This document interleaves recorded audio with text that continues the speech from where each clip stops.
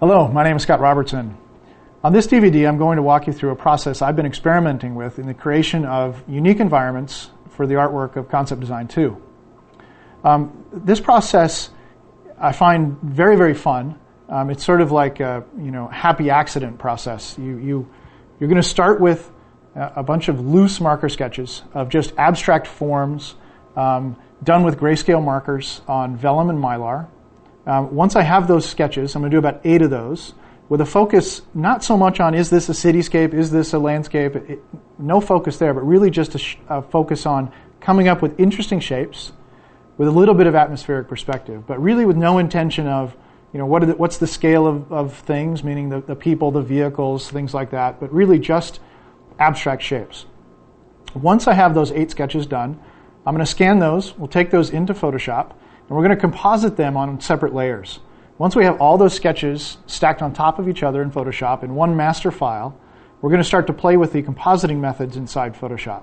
So we're going to switch the layers to multiply and overlay and color dodge and exclusion and difference, and we're going to come up with some very interesting color palettes. And then we're going to go in and we're going to search. We get to become a photographer for a while. We travel through this abstract environment, and we're going to capture stills from this abstract composited master file. I'm going to save out probably a dozen or more of those. And once we have all those still images, I'm going to come back in and start painting back on top of those. And then at that point, it's really a traditional painting process, and it's really how not to screw up what you liked in the original file that you captured. I hope you like the process. I find it extremely fun. I have included on this DVD in the bonus section all the files you see behind me in their unflattened stages. Also the original 8 marker sketches, so feel free to recomposite those. Come up with your own interesting compositions. By all means, do your own marker sketches. And I really think you'll have fun with the process. It's very liberating. So let's get started, and I hope you enjoy it. Okay, here we go. We've got a pad of vellum. And to do this sort of shape-based abstract environment sketching, we're going to first start with markers, and we're going to end up, of course, in Photoshop. But these are the markers that I like to use. So first, let's talk about the paper and the media. So I like to use these Copic markers.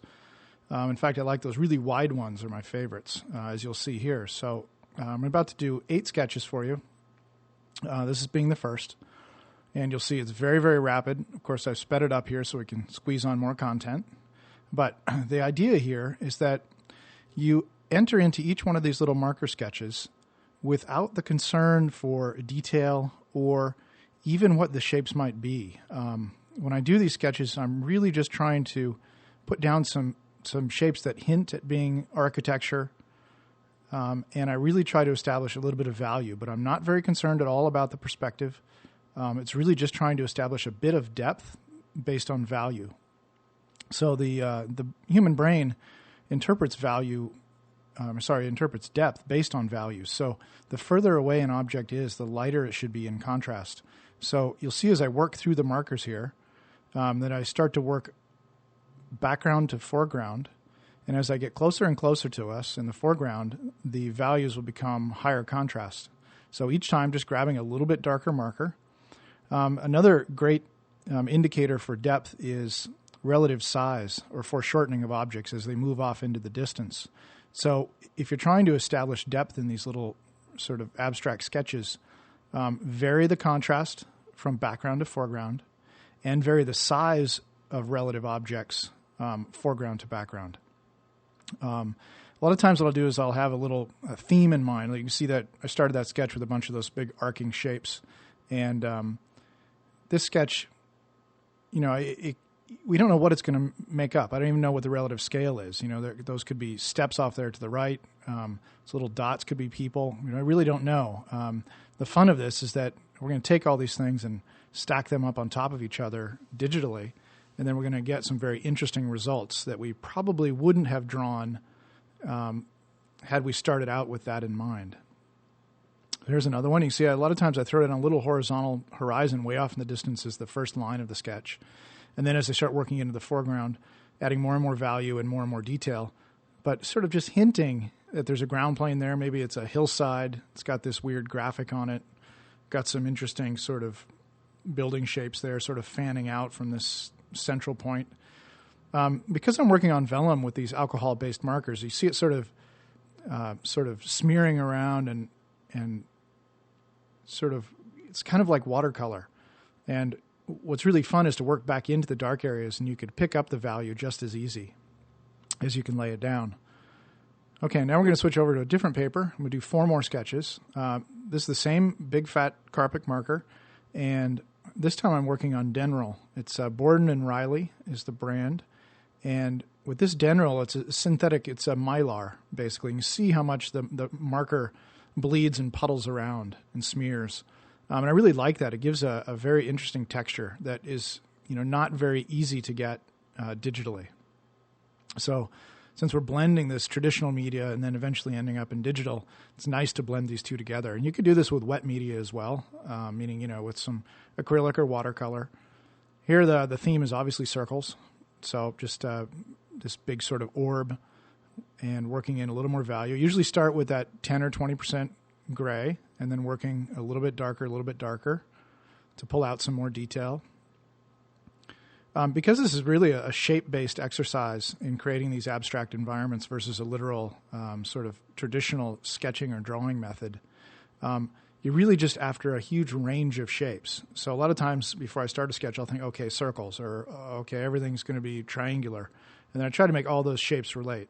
And then this will become a separate layer inside Photoshop. There's my last step of value. So see, indicating a little bit of depth inside those holes. And already our eye starts to see form. So there it is. That was a little horizon off in the distance, but it doesn't mean that it has to be a horizontal format. So here I'm switching and going very vertical with this piece.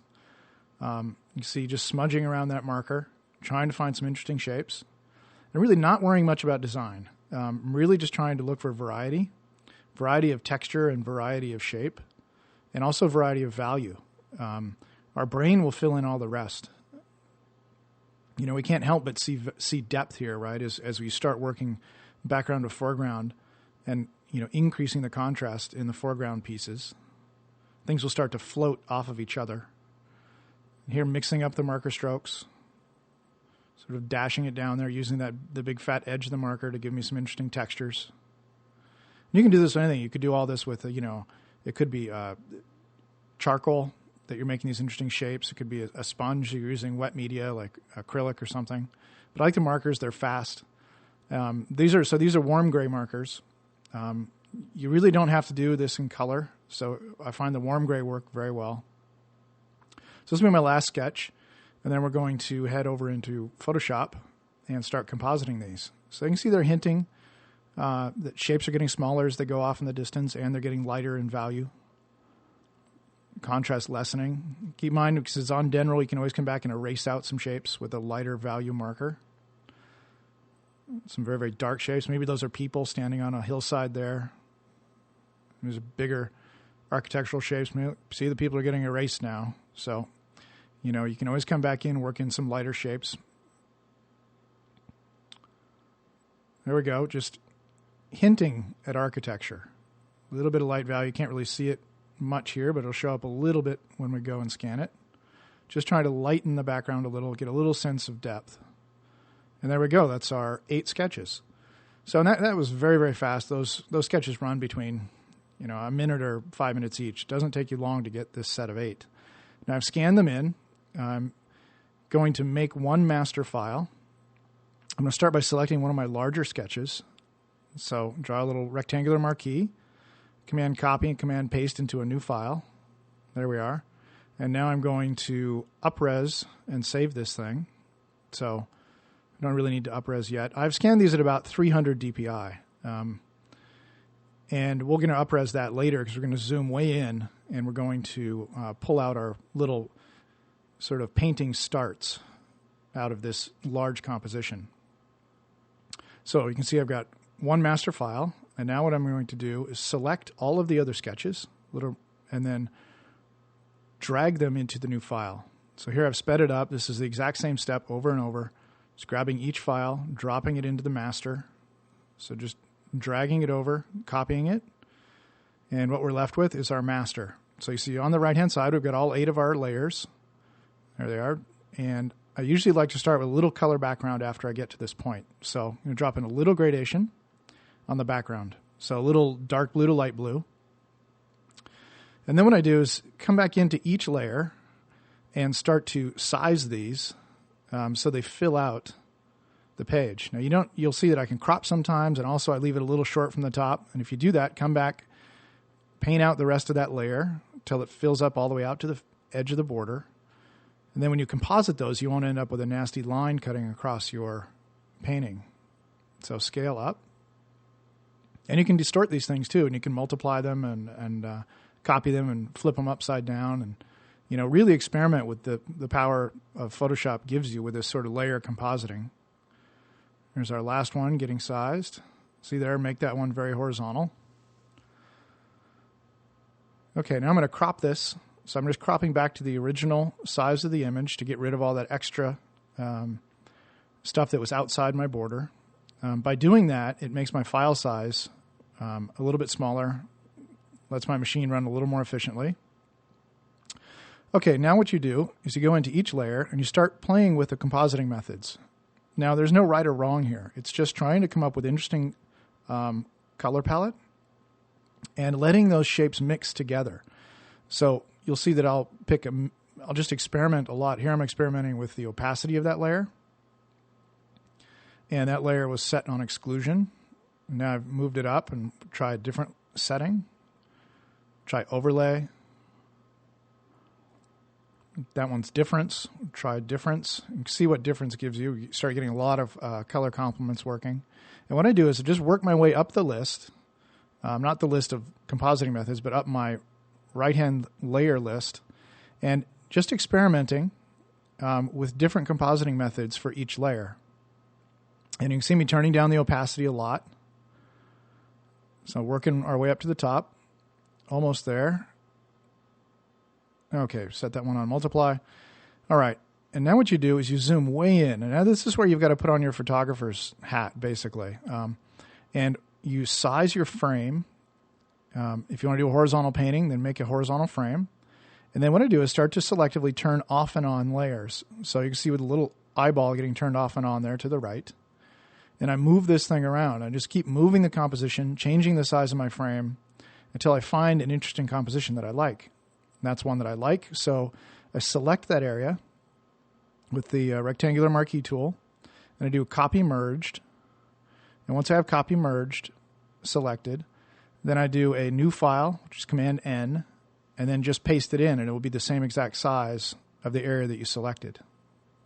And don't worry if you missed that. I'm going to do that a lot. So we're going to pull about, maybe a dozen of these little compositions. So what you have to start to do is imagine these are like story starts. What's going on here? Why is this environment that color? What are the shapes? Do you see a horizon line off in the distance? Do you see a vehicle of some sort? Do you see a figure somewhere? It's a lot like being a kid and looking at clouds and imagining, them as being animals or buildings or mountains. So decided on this format for my painting. So I'm moving that around, maybe a little more horizontal. Moving, squinting my eyes at it, seeing if there's something I like there. Select the area, copy merged, open a new file, and then paste. And then a lot of times when I get that area selected, what I'll do is I'll go over to the right-hand side again and start playing with some of the opacities. I'll turn off and on layers. There's like kind of a little foreground figure right there. And I could see, that turquoise thing as being a building. So this is the first part of the process. You've got all your marker sketches. They're done. They're scanned. They're stacked on top of each other. You experiment with the compositing methods. And the best way I can explain to do that is literally to just experiment. So go in and try them, in different settings. Here you can see I'm playing with the opacity of layers. See what that gives me. And by playing with the opacity, you can see how much it's shifting the color. Really, all of this color is just by accident, literally. I mean, it's I put that little blue gradation on the background, but that's it. All the rest are just these warm gray scanned marker sketches. Just searching for different layer combinations. See if it gives me anything interesting. changing the opacity, looking for shapes. A lot of times what I look for is I look for a horizon. It's getting kind of interesting on that one. I see those little specks there as maybe being people, trudging through the snow maybe, because it's all this sort of, light value painting. There's a lot of, it could be ice even. So get your frame where you want it, select it. Now when you make that selection, be very careful. You don't run out past the corner. If you touch the borders, the right hand border and the bottom border, it's going to extend that selection area. And it gets very frustrating if you've captured the perfect composition and you extend that frame further than you want. So when you select with your marquee tool, start in the upper left, close to the frame, like that, and go down close to the lower right-hand corner, but be sure you don't drag past it. So see, this is going to a very, very smoggy cityscape on this one. I'm turning off and on some layers, see if there's any new shapes that add to this composition that I like. No? Okay, save it. And just keep on going. So within an hour or two, you can pull out probably, 10 or 20 of these compositions. Some really nice rock shapes right there. So again, that's, all that texture came from my marker sketches. So what I find most fun about this technique is that, technically speaking, I drew everything there. But I don't think I could have ever drawn that had I set out to do that from the very beginning. There's a lot of texture, and there's a lot of color happening in there. And we've gotten to this point very, very quickly. This is what makes this process so much fun. Again, searching. Maybe there's some figures right there. Maybe some trees. Some nice sort of bluish gray rocks off in the distance. Come back and play with the opacities. See if it gets better or worse. And a lot of times what will happen is when you play with these opacities, things will unexpectedly jump out at you, and all of a sudden the light will look like it's coming from a different direction. But you can see, because I've spent some time in my marker sketches trying to establish depth based on value, a lot of that carries over to this composition, or this sort of, stacking up of all these layers. Okay, now don't feel afraid to go in and take those original layers, distort them, maybe flip them left or right. And when you think you've gotten all that you can get out of a composition, then you're going to want to go ahead and start to, flip the entire thing upside down, and you'll see a whole new set of environments and horizons and people that you didn't see before. So here's a nice orb, right? That was mostly from our orb layer there, that sketch we did. But you can see it's composited with two other layers plus the background. And that could be a building, and those circular shapes could be windows, could be part of a large spaceship. Okay, so here I've flipped the whole thing upside down. Just seeing if there's something else, something else that I could find out of this. There's some interesting, see how those shapes off in the distance look like they're in bright sunlight. Again, play with some of the other layers, play a little bit with the opacity, see if you still like it, see if this is the best you're going to get. Then make your selection, copy merged, Command N for a new file, the same size as your selected area, and then hit Command V to paste it. It's kind of nice, another variation on the same composition, just pulling out a different, making a vertical composition versus horizontal. Again, there's some interesting, look like nice buildings up on a ridge, or some interesting rocks. Some nice repetitive shapes in there. I could see those being some architecture. That little blob there, maybe that's going to become a little spaceship or something. I usually zoom way in like this. I usually don't take the entire thing, because you can see it's a little bit, when you zoom way out, it's very overwhelming.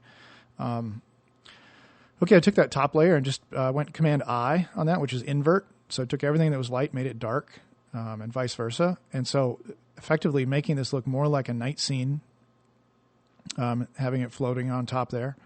I'm searching around, turning off and on layers. There's kind of like a nice cave shot right there, looking out. So looking and looking. Again, you really become sort of photographer in this case, more than anything. It's the way I feel when I'm sort of traveling around these different environments. And the color palette suggests a different storyline, As you start to sort of daydream about that storyline, you start to see shapes that make sense to support that storyline. Ian McKay calls these little painting story starters. They're really fun if you don't have a story even, and you just come in and do these abstract environments, and they start to hint and get you thinking about a story. So I've just copied a layer and I'm changing the proportions a bit, see what else I can get out of it. Some interesting architectural shapes there. I like that big rusted vertical curving thing. Maybe that's going to be a large building. I'm going to capture that one. Now you can see what it's really overwhelming when you zoom back. On the DVD, this DVD, in the bonus section, you can find this original Photoshop file unflattened.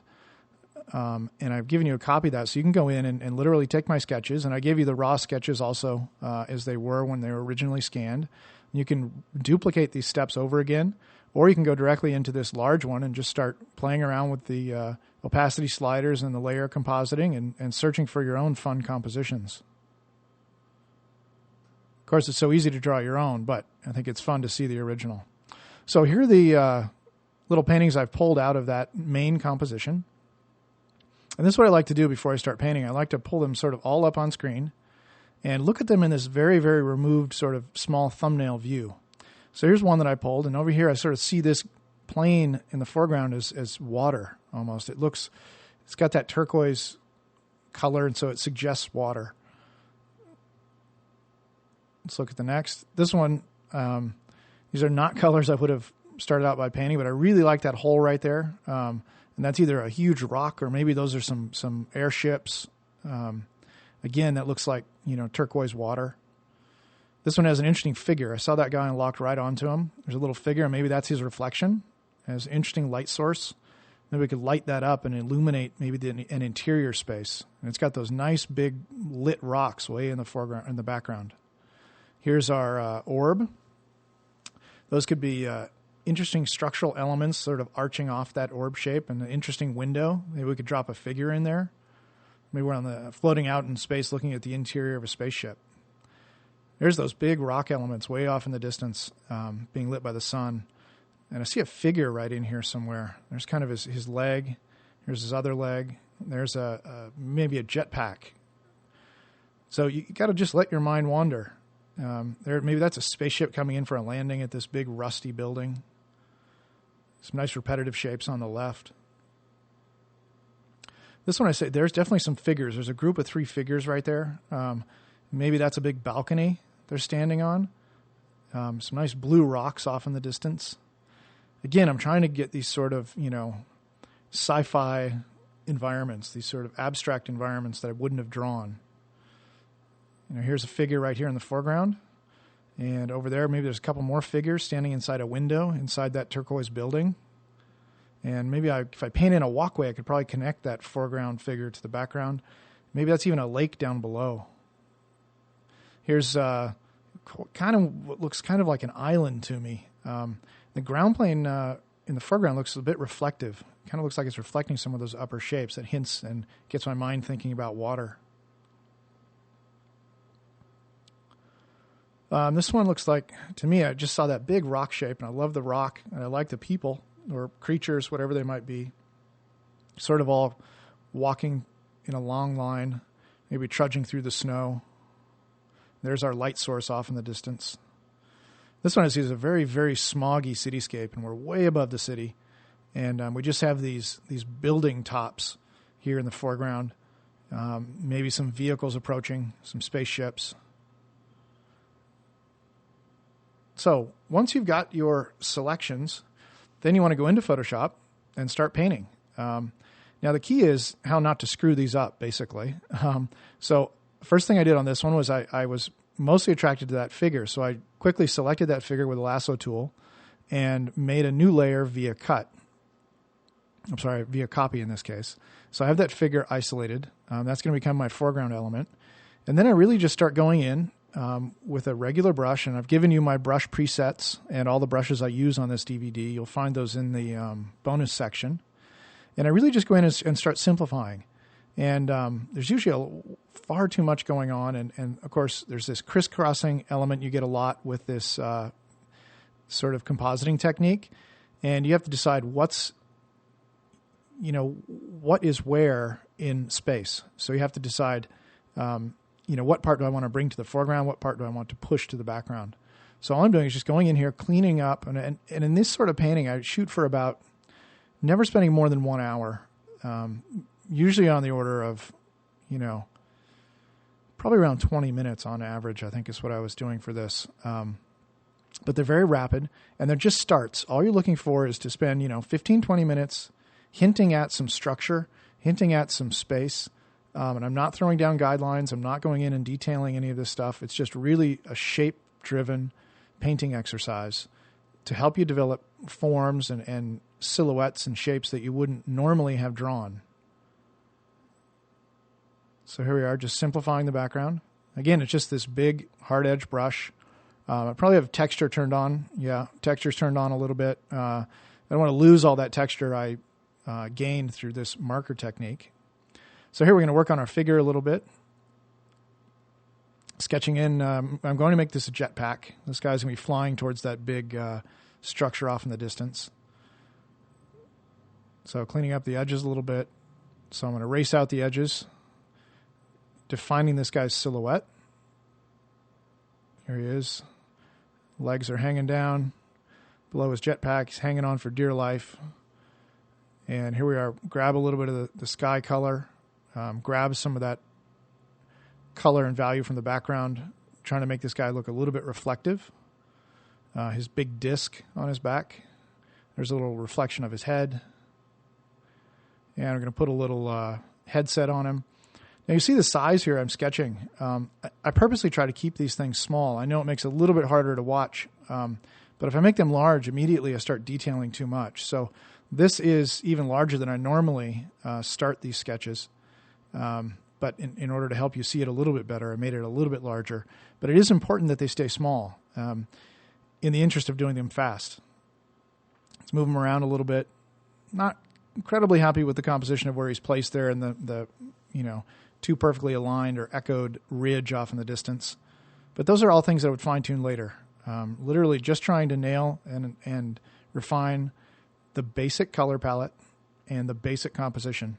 Putting in some of my design elements, and really not doing much in the way of design work at this point. Later on, if you wanted to spend, another couple hours on this piece, if it was one that you liked, then you would go in and start, finishing off the design. As now I'm starting to think about where's my light source. My light source is obviously behind us. It looks like up to the left a little bit, starting to cast a shadow, getting some overlapping happening. Keep in mind, as we look off into the distance, no matter what planet we're on, or it could be incredibly clear, but the easiest way to get us to see a lot of depth, get your brain to see a lot of depth, is to add some atmosphere. So as things move off into the distance, the color and contrast, the color is less saturated and the contrast goes down. So here I'm starting to work with what I've got that my piece has given me. I'm adding a new layer. And let's add a little atmosphere. So what I'm trying to do is get my foreground figure to pop off that background. So I'm starting to enhance that atmosphere back there. You can play with the opacity of it when you're done. If it's too much, knock it down a little, lighten it, darken it. So I'm playing with the levels of my foreground figure. I'm going to brighten up his exhaust a little bit there. But again, not spending a lot of time. I like to go and put it onto this black background so I can get those tools out of the way. Look at it for a minute, change its size, maybe zoom way out, make sure the composition's working, squint your eyes at it, all those sort of tried and true illustrative techniques. All right, keeping this thing fairly compact, and we've only got the 3 layers. And there's kind of, he needs a buddy. Here's his buddy. So just quickly, almost just with the lasso tool, silhouette what looks like a figure with a jetpack, and changes contrast a little bit, but that immediately puts him onto the similar plane as our foreground guy. So this guy's going to be kind of a middle ground figure. And I'm going to quickly go in there and just rough out this guy's jetpack and his silhouette. Again, pulling some colors from the background there. There's his arm sticking out. Changing his legs a little bit. So don't be afraid to go in and just literally free paint objects right on top of this interesting, organic, abstract environment that you've captured with your marker sketches. So not a lot of detailing, very quickly. Just hinting that is reflective. Put his little headset on so he can communicate with his buddy. Put it on black. Zoom in, have a look. Zoom back, have a look. Generally pretty happy with it. It's got this old sort of 50s feel to it with this interesting sort of monochromatic color palette. Let's do a little more refining on the structure down in the shadow. So now I'm sort of making this a big archway. We're seeing the sun continue maybe through a hole in the middle ground, off into the background. And literally to do a finished painting of this would just be sort of more of the same, really. I'm still trying to define more of the painting, establish those structures there, start doing a little bit of design work, but not much. Need to separate him a little bit from the background, so just add a little bit more of that haze down there. Can change how his leg overlapped onto that rock structure.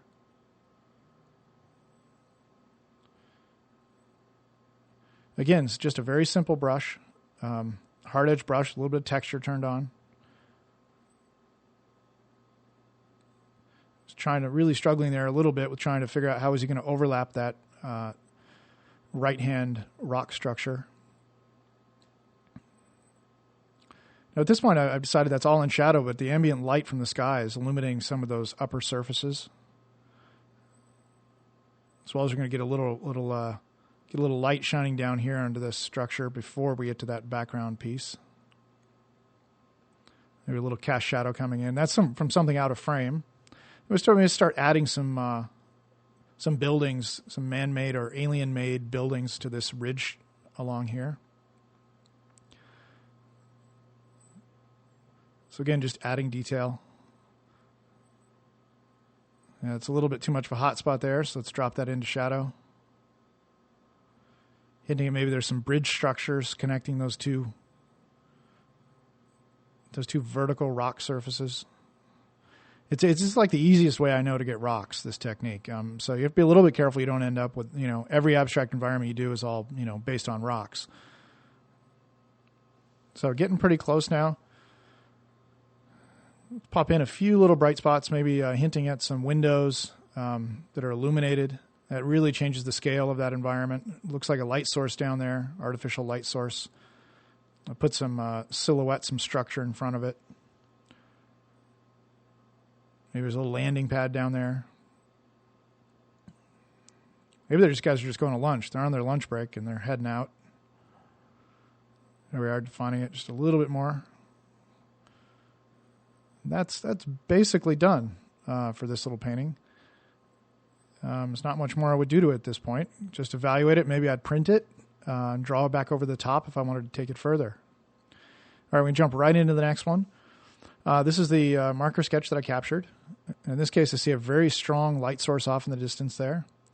And I'm going to come in and start simplifying. I saw a bridge right there, actually. Just our side of that opening off in the distance where the light is. And I'm just setting up some stepping here for the depth. Defining a little bit of that archway. So I see that as this sort of strange bridge off in the distance. Putting a little cliffside there, which our little guys can stand on, and they're going to head down that. I don't know if they're coming or going. Probably they're coming from that direction. They've just come over that bridge, and they've come along this little hillside path. Let's work off into the background. So a lot of times jumping foreground to background, just go where your eye sees something interesting and refine it in that area. But again, very loosely refining these things. And you can see there's no horizon line thrown in here. There's no perspective grid yet.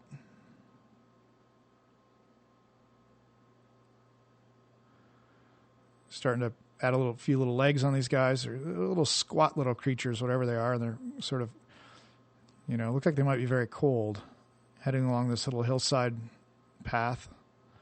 Putting in a few lines, hinting at some sort of maybe a rock structure or some sort of, maybe even some sort of cultivated field there or something.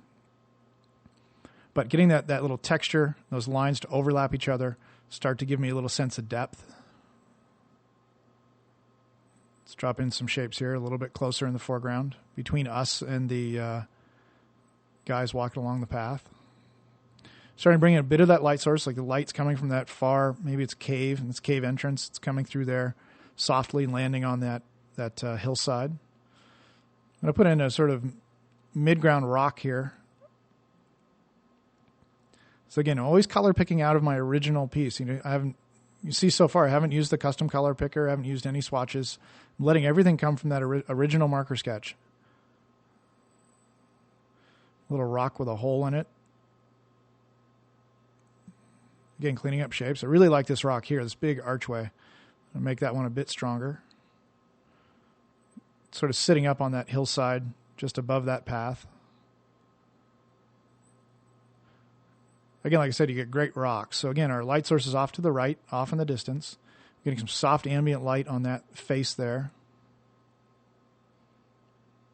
Put that rock more in the foreground, getting a little bit overlapping.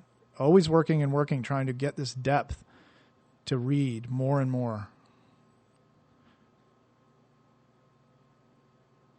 And this usually is the way I work them. I turn off all the tool palettes, pick one brush, because you're trying to keep them fast. You don't really want all that layer stuff getting in the way, or the tool palettes, or all those other brushes you might have a tendency to use.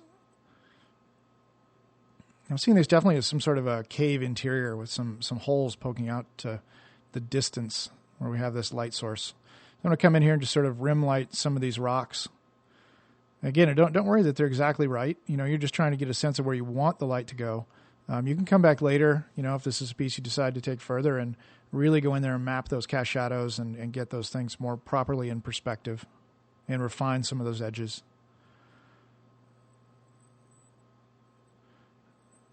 Maybe some stuff hanging up from above, giving us the sense more that we're in a cave. But you can see it's a lot of fun. I mean, it's so liberating. These are not things that I think I would have started out drawing had I set out to draw this. And I really didn't have an idea for a story, but a story is starting to arrive as we see the environment and we see the colors. We hint at some figures and a plane they're walking on. So let's zoom in a little bit. Here's my figures walking along the path. Come across that bridge. We're inside this very large cave. I don't really have the sense that it's much of a cave yet. We might need to darken it down. There you can see the painting I've done so far, just on one single layer. And usually paint right on a layer on top of the background. Just threw a layer on top there with a gradation and put it on multiply, trying to darken down that cave. Then I'm going to come back and I'm going to erase out where the light source is at. So I've darkened down from above and then coming in here and just erasing where I want that light source. That hole's maybe a bit too strong compositionally, but if I was going to spend more time on this, I'd have to revisit that guy and see that it wasn't catching my eye a little too much. I'm going to erase out some of that multiply layer again, illuminating some more of our elements. There we are. If you squint your eyes at it, it works. And I can play with the opacity of this guy, that top layer. I'm going to increase the contrast by going into levels.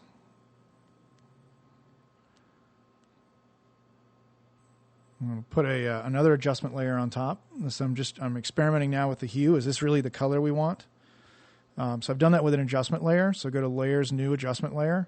And it doesn't affect your layers below. You can turn it off and on, but it doesn't ruin the painting underneath.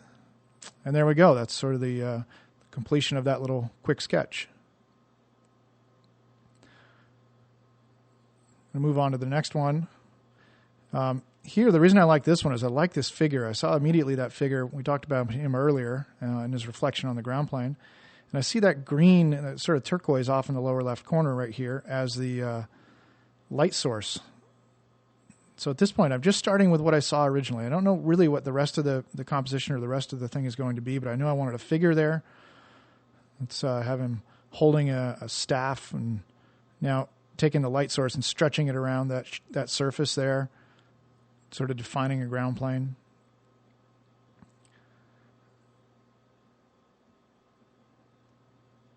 All right, now I'm going to colorize my original a little bit. So I basically have gone in and I've set my airbrush or my brush to color instead of normal. And I'm going in and I'm colorizing the original background layer to the same color as the light source. It's a way to quickly establish and makes it look like there's light on the interior there. Haven't actually changed the value. And now I'm going to start painting on a new layer. So now there's a layer on top. And I'm going in here, I'm defining. Here's actually that same structure we had in the previous piece. We'll make it a little bit different here.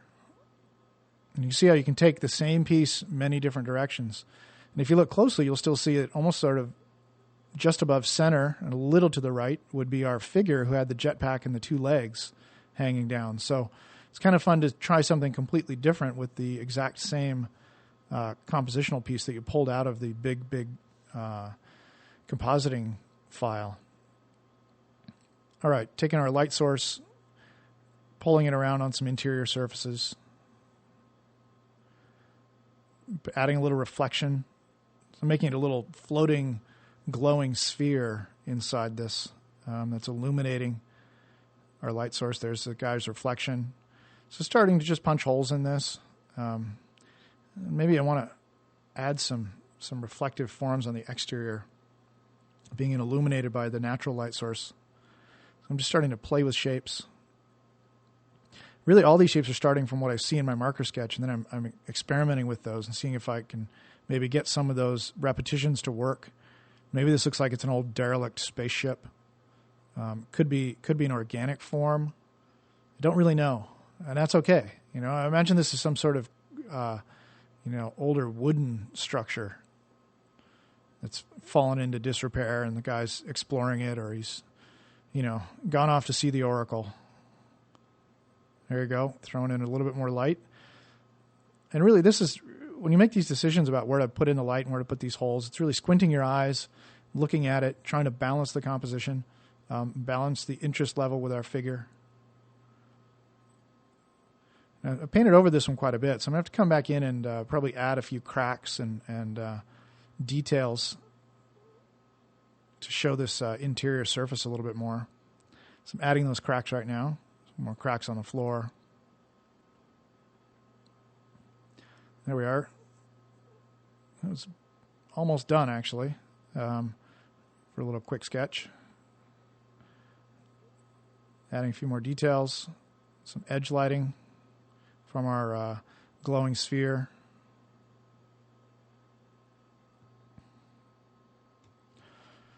Let's continue painting. I'm not really very happy with these bright areas I added to the exterior of this. I might have to revisit those a little. See about adding a very large foreground element here. That could either actually be a cutout in our main structure or some large, dark silhouetted shape obscuring that structure. I haven't really decided. I think I might like it as a negative shape, cutting out that big structure. Adding a little bit of color of the sky up above. Getting a little bit of soft light on these surfaces. Really not the same sort of harsh, direct light that we have way off in the distance. Really, the story here is really our guy visiting this glowing sphere for who knows what reason. But hints at some sort of story, lets the viewer make up their own story. You might have a better idea of why he's there than I do. Again, refining shapes, making some connections there. It's a bit obvious, the composition, really focuses you immediately on our guy. Not that it's not a bad thing, especially for these quick sketches. Don't try to be too critical of the composition and keeping yourself from doing anything. It's very easy to come in and say, I don't like that or don't like this, and you never get anything done. And you never have anything to even look at the end of a day. So, again, these are just sketches. Don't be too critical of them. You're just trying to to quickly throw down and experiment and see if there's some shapes that you like. All of these or none of these may get developed into bigger, finished paintings. I don't worry about that decision at this point. I'm just trying to have fun and experiment. And I put another sphere. Maybe this guy's got a little cousin up on the wall, or maybe the sphere's come along with this our character standing there. So I'm going to put that little sphere on the wall behind that light source, cast a little shadow up the wall. Zoom out, squint your eyes, have a look at the composition, see if it's working. Again, a good way to do that is also flip these pieces left and right, flip them horizontal, flip them upside down, check your composition. Okay, float a little layer on top there, and I'm going to play with how it's composited. So I just threw down a little bit of that light color, and I'm coming back now and erasing out our figure.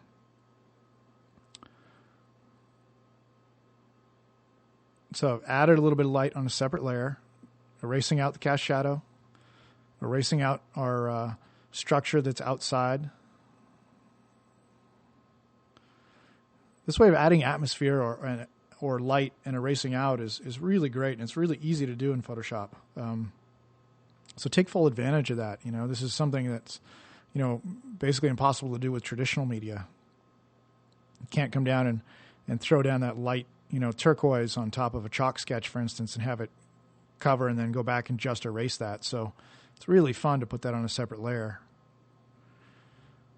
All right, almost done with this little sketch. And we'll move us right into the next one. So on this DVD, really what my focus is and what I'm trying to introduce you to is this different way of developing these abstract environments. I find it really fun to let myself get away from the traditional sort of line drawing and drawing approach to these things. It's very much more a traditional painting approach. So there's our next sketch complete. Guy visiting glowing orb.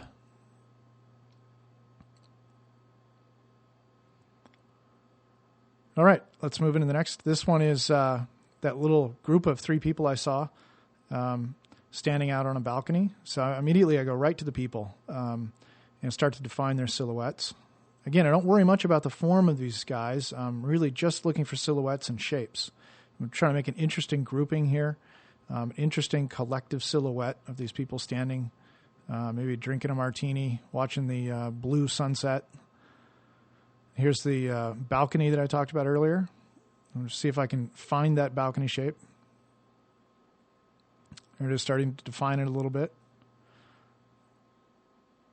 So again, picking the values and the colors that are immediately available in my composition. Maybe that's going to be way down in the background. So I'm sort of glazing over that area. I like these little round shapes that are showing up here in the lower right-hand corner. So I'm going to extend those little round shapes. Again, just a hard edge brush. Starting to define some surfaces. Maybe there's a tree up on this cliff. Not really crazy about this tree yet, but we'll let it stay there for now. We'll darken up some areas, maybe hinting at some old, again, this derelict structure up there. Lightening it up. So as I lighten up that area, right, it establishes our depth a little bit. Starting to get these silhouettes to stack up and overlap. Pushing some into the foreground, pushing some into the background. And clean up these rocks. See, these are some big, they could be buildings even, but I see them more as because they're a bit, textural and organic in their shape. See them as really being some sort of strange blue rock formation off in the distance. Further defining our foreground element with these people hanging out on this deck, or a little gathering. I'm picking some of the sky color, coming in here and dropping it across this horizontal surface. I see this sort of, it's sort of all in shadow again, very sort of soft ambient light. There's a nice diagonal coming out of our composition right there. I think I'm going to keep that. Maybe I can make the light somehow relate to that. It looks like it's maybe light illuminating the atmosphere off in the distance. But I like how it intersects right through our group of 3. Extending that blue rock way off in the distance. can see that everything was there in my initial composition. I'm really just having to simplify and refine, establish this sort of stepping with value off into the distance. It's like some sort of nice structure here. I like this big arch. And you can see that actually was a line that came from my background, and I'm going to try and bring it into the foreground. So by using the same values and colors, I'm able to bring that arch, this sort of big flying stick coming off this building, into the foreground. Adding a couple people here, maybe they're sitting on a sofa. Again, you don't have to have an exact story. You just got to hint at something. Cleaning up the background a little. And I'm trying to get that blue rock to separate from that part of the architecture that I've added. So I want to get rid of that crisscrossing. I like that one running across the rocks there. Let's leave that. Again, trying to get as much as I can out of my marker sketch. I don't want to go back and redefine the whole thing over again. It's kind of defeats the purpose of this process. And defining a couple architectural elements up on the ridge of this building.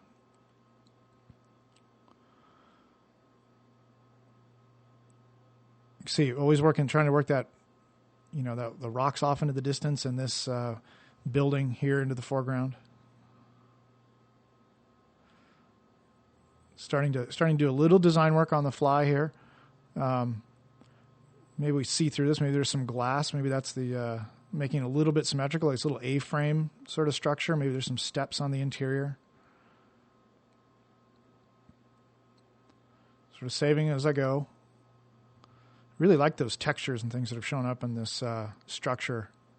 Sort of mossy lichens growing all over this thing. Maybe we'll add a figure walking up these stairs. Just very loosely, hinting at that figure. Not really, spending a lot of design time there. Really not happy with those rectangular things I've added. But again, don't get too caught up in design. Just hint at it. And then, if you decide that this is a piece you want to refine and take further, then you can print it maybe and do a line drawing over the top. Or you can continue to work the same way in Photoshop, just throwing down a couple more layers, letting you refine further and further. Starting to refine a bit further our structure as it's cantilevered off over this sort of field of these round pod things. Adding a little more atmosphere down there. Getting a little more sense of depth.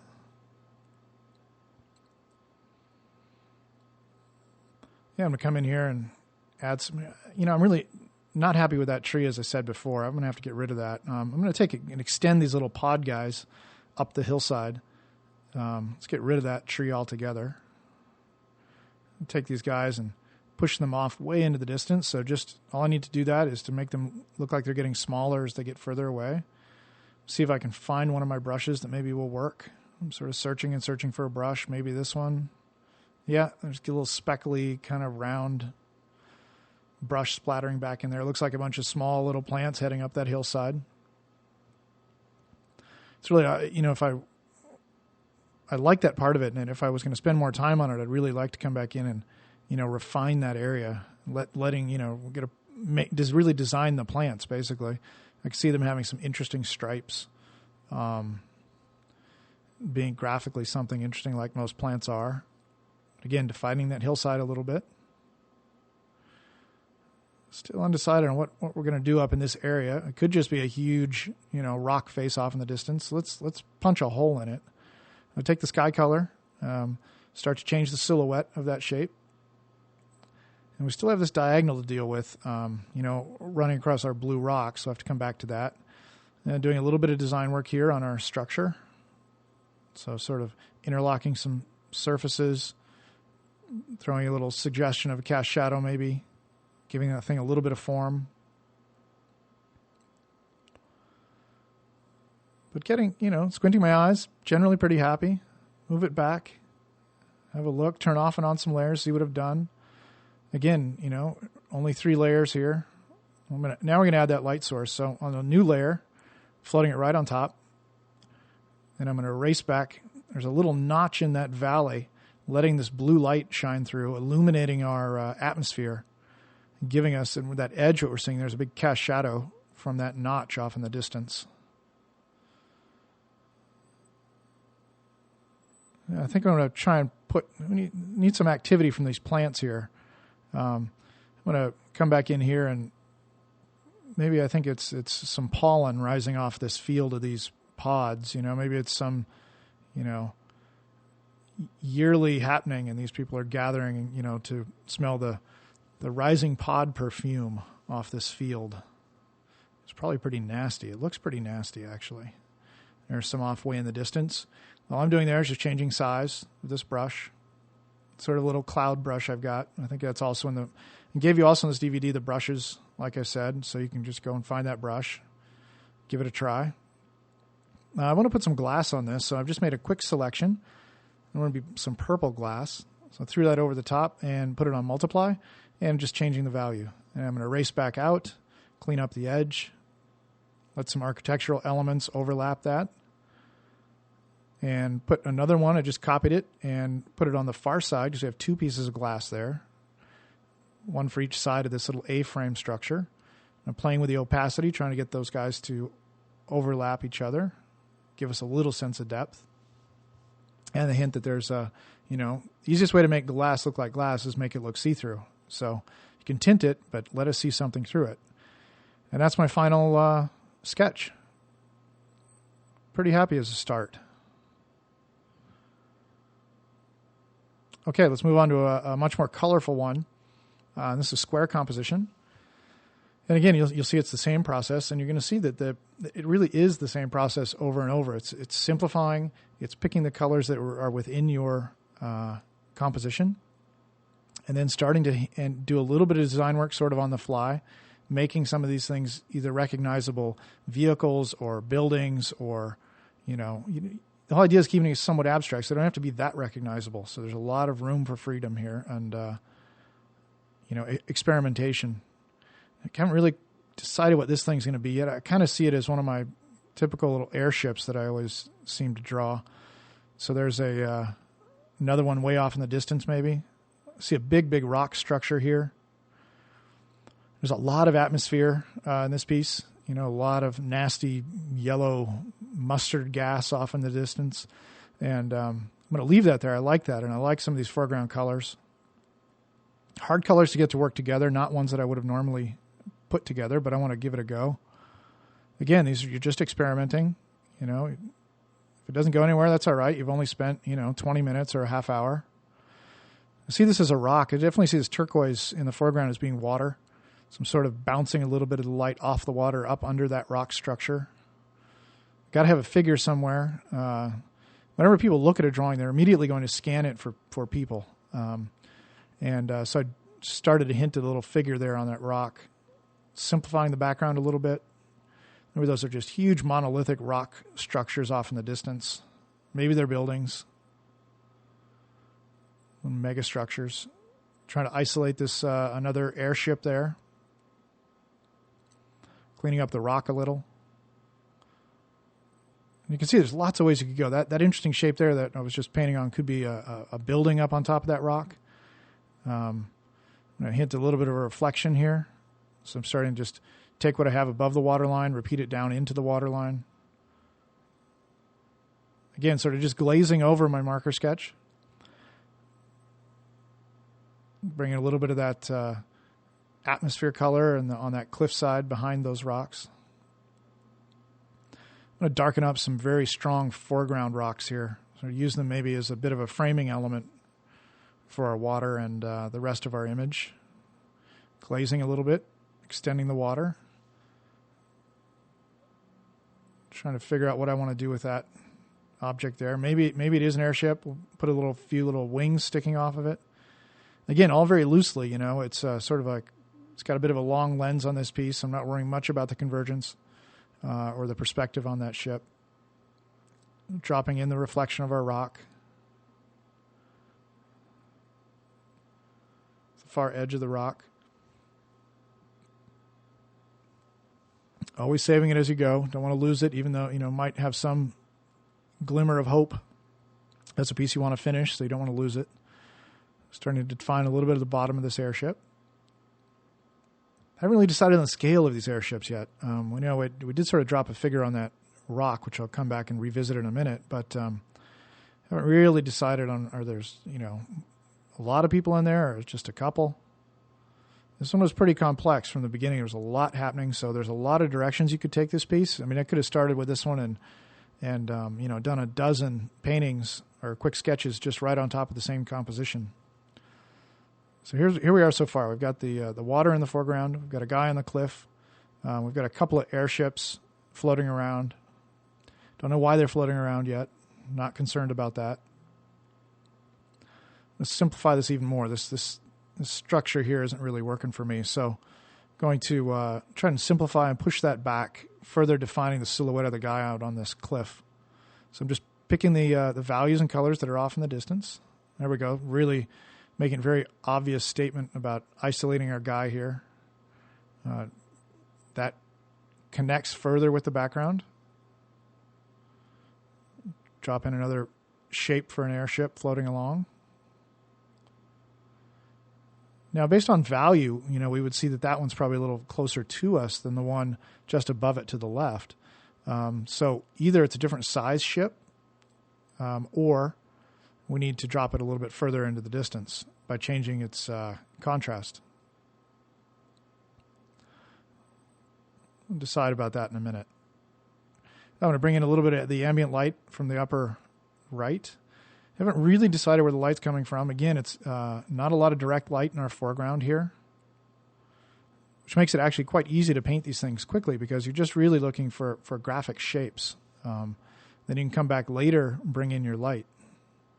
Trying to define, put one sort of rock way off in the distance, and then move this guy, the rock this guy's standing on, and move it closer to us. There we go. Refine the reflection a little bit. He's hanging out here. Oh my God, he's caught. He was taking a nap. The airships are sneaking up on him. He doesn't know what's up. See, they're little story starters. You have to worry about, exactly some action sequence happening. There we go. I'm dropping a little bit of atmosphere. I'm trying to get those ships to drop a little further back. Come back and erase out your foreground elements. Especially this rock here. Got our guy. Let's erase him out. You can see how effectively that works. I'm going to come back in and erase out a little bit this rock. Again, trying to get that stepping correct. If you can get that right, you can get that stepping, you can really start to move things in and out of space. It's a lot of fun. It's very simple, but it really works. And you'll notice, if where you live has a lot of atmosphere, a lot of fog or a lot of smog like we have here in LA, on clear days, things just don't look right because you've been so conditioned to looking at things with so much atmosphere between you and them. When you see something that's clear, on a clear day, the hills, they move so much closer to you. So look for these examples in nature, and wherever you live, I'm sure you can find nice examples of this happening. Again, working that reflection, tightening it up a little bit. Starting to paint out probably a little too much of my marker layer here.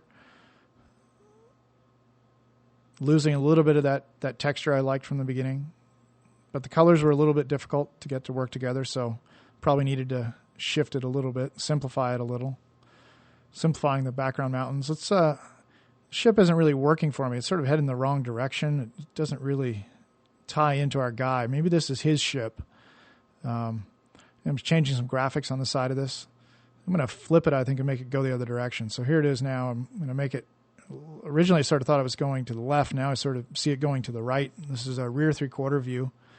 Maybe that's his ship floating out over the water. Let's add a few little simple details. Okay, now we're going to jump over to Painter. And I've flattened down, made 2 layers. I'm going to do the Ryan Church glow brush technique on this one. I thought I would do it on one of these.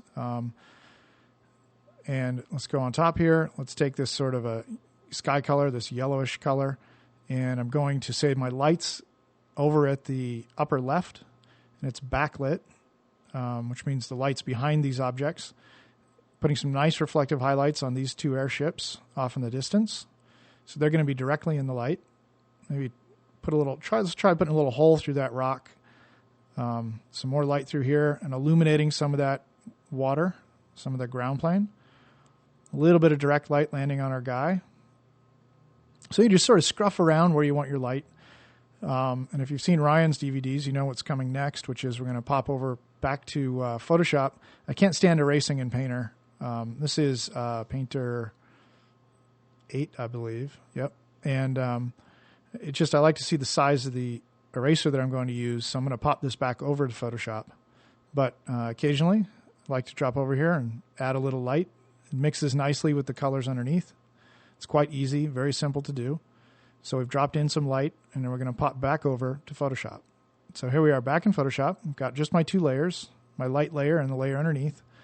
And just come back now and erase again. It's just like adding that atmosphere with a big airbrush in Photoshop. It's just you get a little bit more interesting color mixing happening in Painter. So erase back out. Spend some time erasing this, and that's basically going to be it for this sketch. So erasing back out my surfaces, make it a little scruffy if you want to show a little bit of texture, some cracks on those rocks, things like that.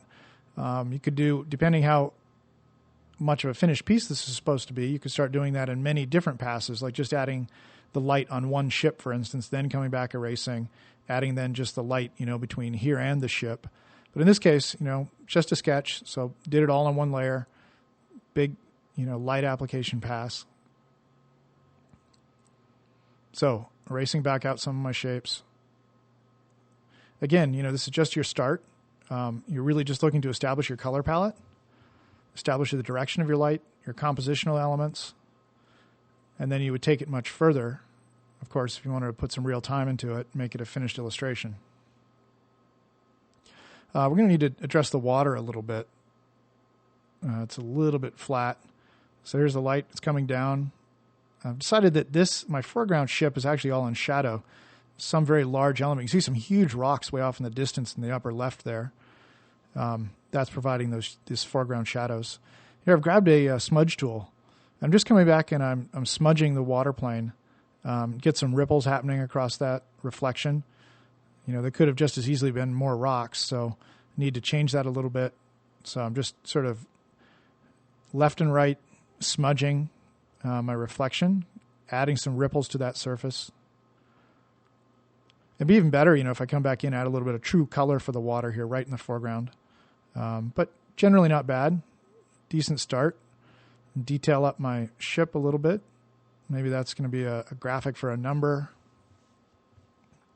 Or it's just the graphic of that guy's ship. There's the light on and off.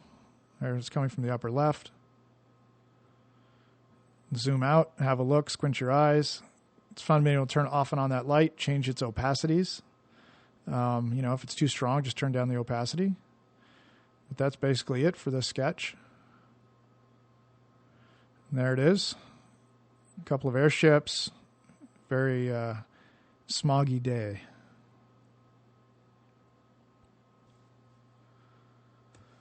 All right. Moving on to the next one. Here's the, again, straight out of my marker sketch. Captured, again, just by accident, some really nice textures here. So I see this as some really sort of bizarre landscape piece. Here you can see I'm using the clone tool, and I'm just sort of extending this texture around. It's too difficult to try and match it just by trying to paint it in Photoshop. So I'm just using the clone tool, and I'm sort of rubber stamping it around to extend my rock formation. There's the sky off in the distance. So again, starting with the image small. Again, not a special brush, just some sort of round brush, a little bit of texture probably turned on, and trying to define and figure out what are the shapes I want to depict here. Are we high up in the mountains? Are we inside a cave? Or, I don't know. Or is this going to be some sort of a cityscape? Are they going to be rocks? Here, I definitely see a figure there. Again, you can see it pretty quickly work right into defining a little figure. It's not that well defined, but generally I know where I'm making a little mental note where I want to have a figure. And definitely there's a hillside here. See a little bit of light landing on that hillside. Again, you haven't really decided where the light's coming from. I'm going to guess probably over here to the upper right-hand side is where the light's going to come from. But, yep, there's a couple cast shadows. Sort of that tells us immediately where the light's coming from. Like those lit surfaces on the rock. That just comes from that Photoshop compositing. You get a lot of that stuff for free. You just have to get good at seeing it and then trying to sort of cultivate it, sort of glaze along and pick those areas and work up the values and start to simplify. Some nice edges of the rocks defined there. I'm going to make this all sky up here, I think. So we're somewhere, sort of see this is way up in the hills, put a couple of hills way off in the distance. But again, you see there's no starting with horizon line and guidelines. It's literally just shape-based painting and stacking up sort of these layers on top of each other to give you the illusion of depth. And I'm starting to work in a little bit more of that same color and texture across some of these rock structures. Got a big sort of scruffy textured brush trying to match those textures a little bit. It's another scruffy textured brush. But again, very simple. It's maybe the entrance to a cave or something they're walking up towards. And now the most important thing I think in doing these is establishing your light source. And so now I'm going to put in a couple guidelines here. I just threw on a separate layer. So my light's coming from the upper right. There's some guidelines. Big arrow showing the direction of the light. And I'll do this a lot of times very early when I want to define a very defined light source. And I start to just work out compositionally where I want to float these big areas of light. So, and this is just a construction layer. It's not going to be the, part of the final painting at all. But I'm trying to map in a little cast shadow from this big rock formation. So it's going to sort of group with that dark area of the rock. I'm going to put some light on these surfaces. So light's from the right-hand side, upper right, a little bit towards us. So it's casting a shadow into our piece. Squint your eyes. Yeah, it's very graphic, but all those shapes are grouping together nicely. The foreground, big foreground shape, working that cast shadow. Again, this is just a really rough block out, this construction. It's not going to end up being part of my painting. I'm really just experimenting now with the light. Usually it's about, quickly it's about the figures first, where they are, setting that composition. There's my figures. And then where's the light? And then trying to capture that interesting lighting. I'm going to try to do something fairly dramatic on this one. So that's what we had before. There's the light pass I just did. Really just as an exercise or a mental note for myself. And now I'm going to basically go in and render in the painting the same thing I had just done with that light source. So I'm now adding a little bit of atmosphere, a little bit of light, coming back, erasing some of my foreground shapes, erasing where I had that cast shadow, and playing with the compositing a little bit. Coming back, erasing. Let's see, it wasn't quite strong enough. I've doubled it up just by copying that layer. And I'm erasing back out some cast shadows. So casting some shadows there across those edges. Again, because the shapes are so organic, you can be fairly loose with this, and especially because it's just very, very early on in this painting. Makes it a lot of fun. It doesn't matter that it's exactly right on. There's my two light layers. Experimenting with different compositing, setting it to overlay, hard light. And then what I'll do is once I'm happy with those, then we'll flatten them down. Just playing with the opacities, squinting my eyes, erasing it a little bit more, trying to get those to the place where I like them. Put it on black, zoom in, zoom back, right? Look at the groupings, look at the cast shadows, see if you're happy with it. Now I just up-res that file. I like to get some of those early things like big textures and light passes. Do that when it's very, very small, because then your brushes are really large and it makes for very, very fast painting. And then once you're ready to come in and do this level of detailing where I'm adding in some cracks and some grooves and sort of refining edges and things, then go ahead and up-res for that pass. So I've up-res this. Maybe those are some bushes there. I'm not sure if those are part of the rock or not. Adding in some cracks and things across the ground plane. Again, playing a little bit with foreshortening there, just as that hill rolls away from us, those cracks and lines get smaller and smaller, and as they come towards us here in the foreground, they get larger.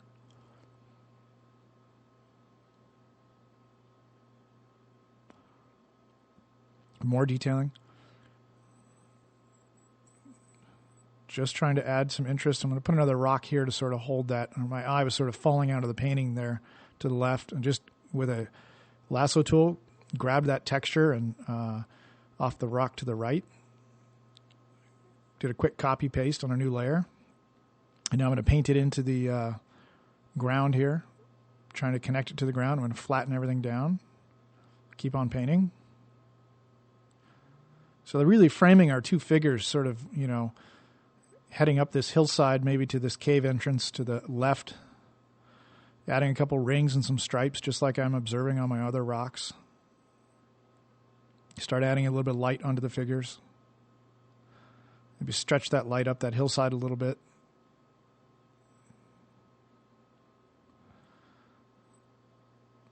Again, I think it's really, for me on these things, like I said, it's all about that light, trying to capture that light, get the sense of depth, and communicate a story with the mood of the piece, with both the color and the composition. Figures are a bit centered, but not too bad. There's my light reminder, right? That my construction layer. Now I've just duplicated, and I've flattened everything down onto my background layer, and I've duplicated that. And now I've gone over to my airbrush, and I put it on color dodge.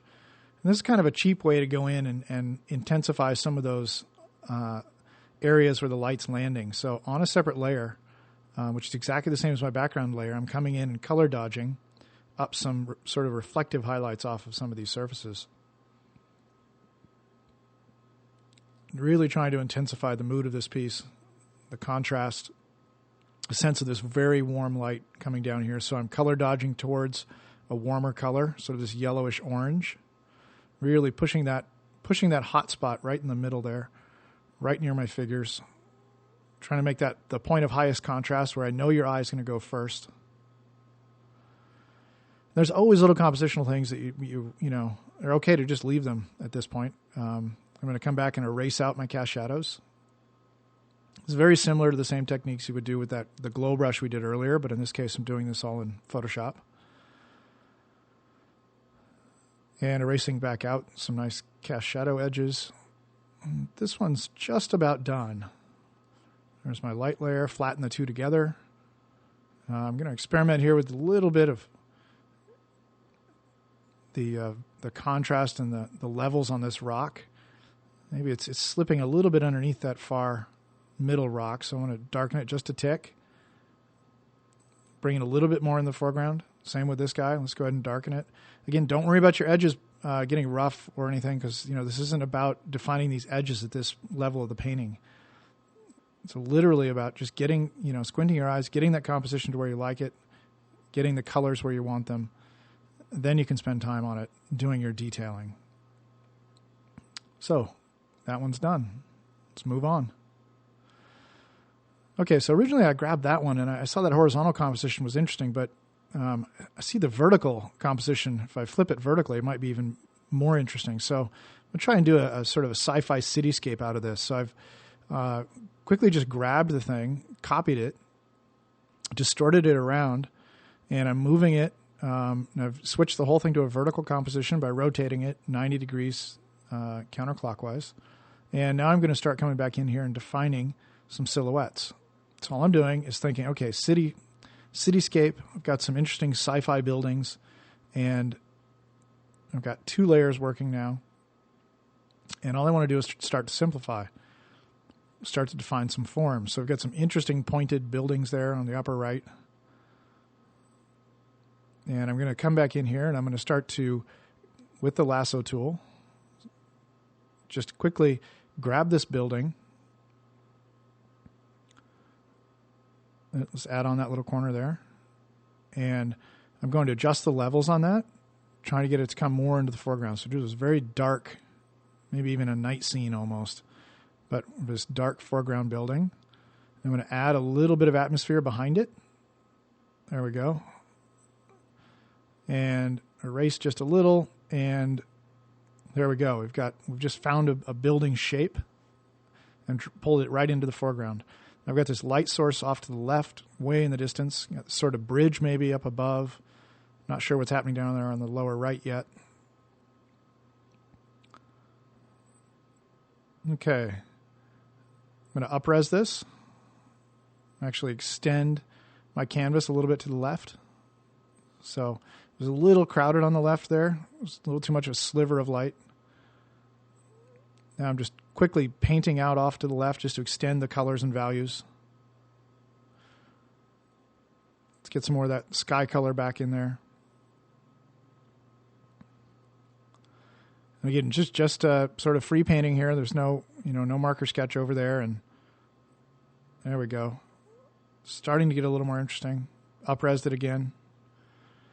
And there, it's a little bit higher res. And there's all sorts of things you could make out of there. There could be lightning going on in the back. There's a huge round shape up there. It could be a planet. It could be a spaceship.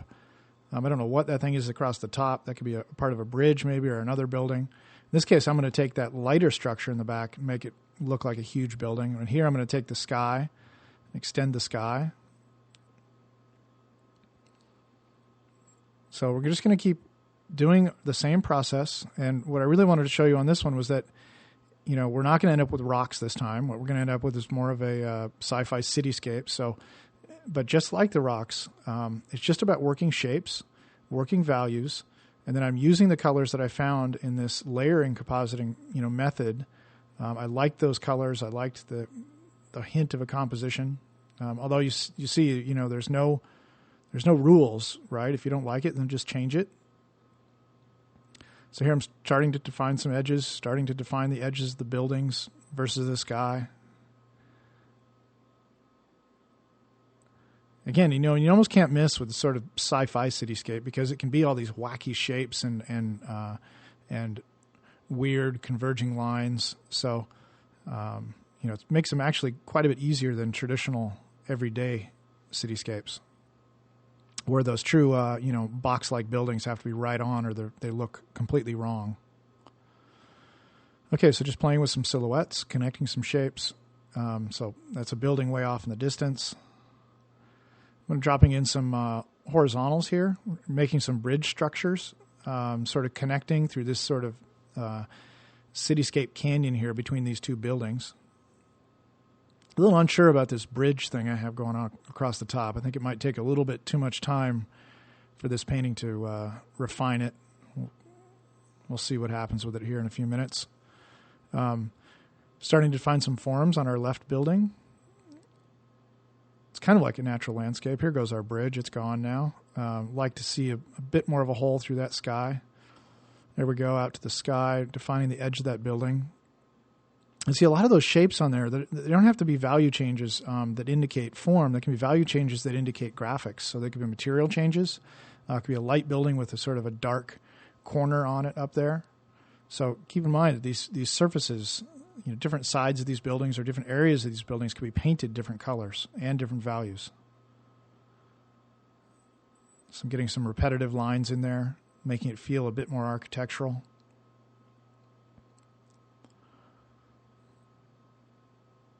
Doing these long sort of one-point perspective canyon things are very fun and simple, adding a little bit of atmosphere there. A little too much. Command-Z to back that off a little, and then come back in and erase out some of your bridges, connecting those two structures. And start pulling a little bit of that light up into those surfaces and getting, ever more these steps further and further into the distance. We add some of these bridges up here, connecting these two structures together. Refining our foreground building a little bit. So it doesn't really. I kind of like to work the whole thing at the same pace, meaning that if I was to ever stop, or wherever I choose to stop, everything's sort of developed at the same level. And the reason it's sort of a good habit to get in is that, one, some of these are going to look better as sketches than they do as a finished piece, unfortunately. And two, if you're working professionally, you never know when you get called into a meeting and you've got to show exactly what you're working on, and you want it to look like it's all sort of, being sort of evenly developed. So I wouldn't come in here and start detailing, every little surface on this foreground building until I had sort of these back buildings taken to the same level that the foreground building has now been taken to. So that's why I'm moving back and forth between foreground, background, trying to refine everything sort of at about the same pace. Also, you might run into some large compositional problems. Hopefully at this point you're not going to find any large problems, but if you find you might like something from a design standpoint and really want to make some changes, and if that's the case, you don't want to have spent a lot of time refining something that you're just going to get rid of. So saving the file there and continue painting. That right-hand corner was very undefined, so just dropping in some little architectural elements off in the distance. At the end of this DVD, I'll show you a couple that are a bit more finished cityscapes that came from this same sort of technique, this marker sketching technique, so that you don't think that they stop at this level. But actually, this for me is the most fun part of the process. The rest of it, and trying to do a finished illustration that the general public likes, is sort of just sit and pick and detail, and it's fun as a rendering exercise, but creatively, this is where I think the most enjoyable part happens. Okay, looking for areas to fix up a little bit. Let's keep it moving. There we go. That's what we've painted so far. Let's put a new layer on top. And I'm going to come back in here, and I've set my airbrush to color, and I'm not changing the values anywhere, but I'm painting right on top of the background layer, and I'm actually illuminating the interior here. I'm sort of hinting that there's going to be some artificial light source that's green. I'm shifting this lower right-hand corner to green, so that would be the artificial light source color of this city. So the predominant, maybe it's like basically this weird green fluorescent light or something, is changing the lighting of the environment, including the atmosphere in that area. So they're hinting that there's a lot of light from below. There's a lot of light coming from the inside left building.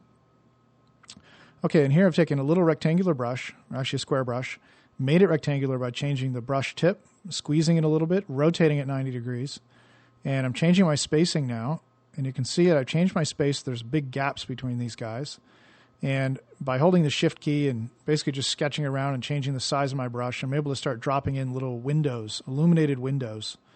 It's a very simple way to start to detail these things.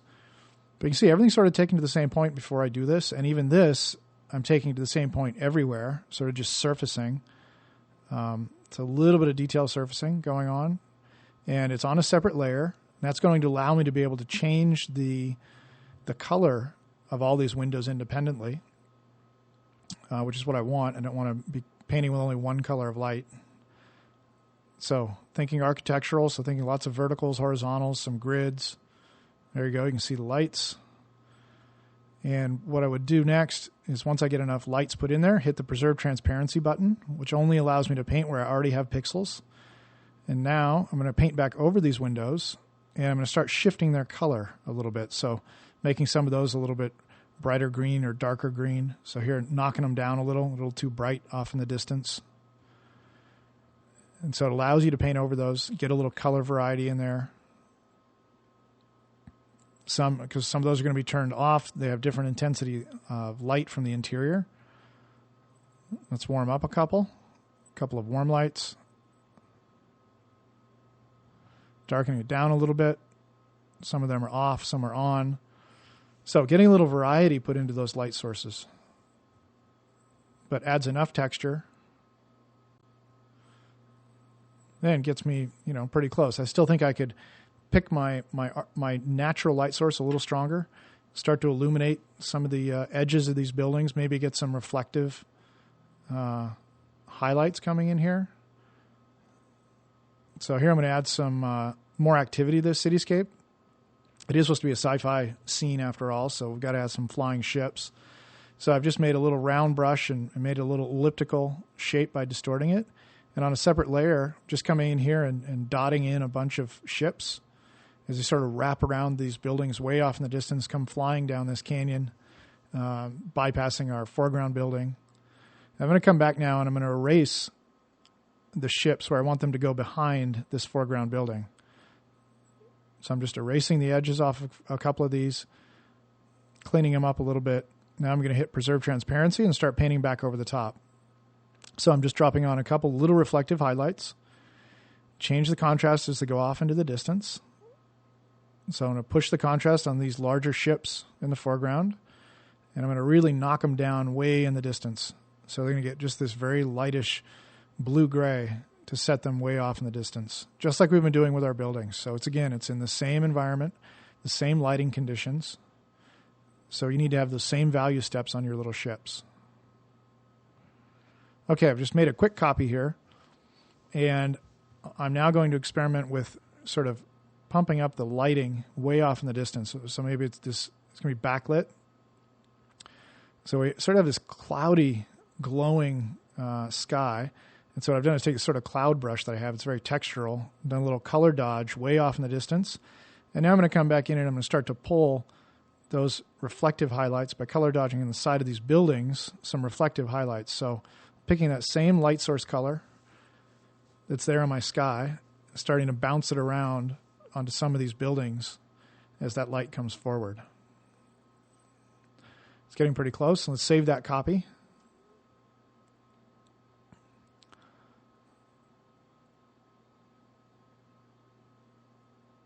It's a little bit light up at the top, so put a quick gradation of this blue-gray, same as the sky color. I'm going to put it on multiply.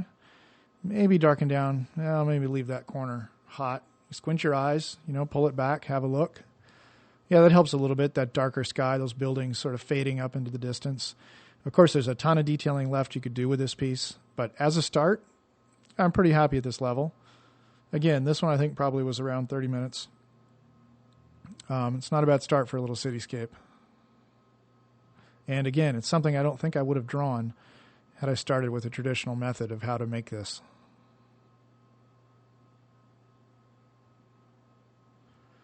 All right, let's take another one. We've got a couple more left we can squeeze onto this DVD. Now this one I am going to start a little differently. I'm going to start by dropping in a horizon line, and I'm going to make a new path, and I'm going to basically pull a bunch of straight lines. So just clicking with the pen tool, and I'm going to define a left vanishing point. So here I have made some paths, and I'm going to drag them to this left vanishing point. And you can see I can drag outside my window, or outside the image, because they're paths. So it's much more effective than using a straight line tool to do your guidelines. And I've just made a quick copy of that path and copied it over. So with the direct selection tool, I copied and pasted those guys right on top onto the single path layer. And I zoom way out and I can grab my vanishing points and I can pull it left and right as far as I want. And what I'm doing is just creating a grid over the top of my background image. So let's set a color for it. Let's change the airbrush to a very small airbrush, and I just stroke that path. So when you have that path window open, it's the second button from the lower left. You can stroke that path, and now you change the opacity of those guidelines over the top. There we go. And now it's going to allow me to paint, and I'm going to be able to see those guidelines the entire time. So when I start blocking in shapes, I'm going to start to try and block those in a bit more in perspective from the beginning. So I know where my horizon is. And now I'm going to start to block in some shapes, sort of defining some of these buildings. I see this originally as a big sort of sci-fi cityscape again. I put the two cityscapes together. But again, it all came from my marker sketch. Technically I drew all that stuff, even though I don't think I would have drawn it any other way. And all the color palette came from the Photoshop exercise we've done earlier. See some water out there, so I'm putting a little hint of a reflection there, that hillside. I like that sky color. Maybe there's a little foreground or midground hill there. Maybe it's part of that other building. And I put some sort of a bridge maybe across. So again, look, I'm following my guideline. I'm starting to define some building shapes here. We're going to be, I think, above a futuristic city. It's got some interesting color palette that, again, which just sort of was a happy accident. Starting to define some surfaces. Really going a bit slower on this one because there's a bit more architecture to define. And, trying to paint and design simultaneously is always very challenging. I think actually if you're really starting to go in and do detailed design work, you're better off drawing because it takes away the sort of the color and value in painting steps. It's quite difficult to do this step at the same time. I always think my designs suffer if I'm trying to worry about color and value in painting at the same time. But we'll give it a go here. Again, it's just a start. It's not, it's not a final design. It's just a quick sketch. But again, defining a plane here. There, using my grid, simplifying the background. This brownish structure is going to be my foreground and sort of extending off my middle ground building as well. And then we've got this sort of pinkish and green buildings way off in the distance, sort of maybe like made out of copper, sort of these big copper-sided building off in the distance, or the city off in the distance.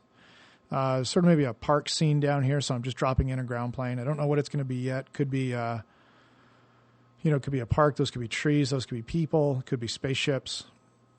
Haven't really decided yet.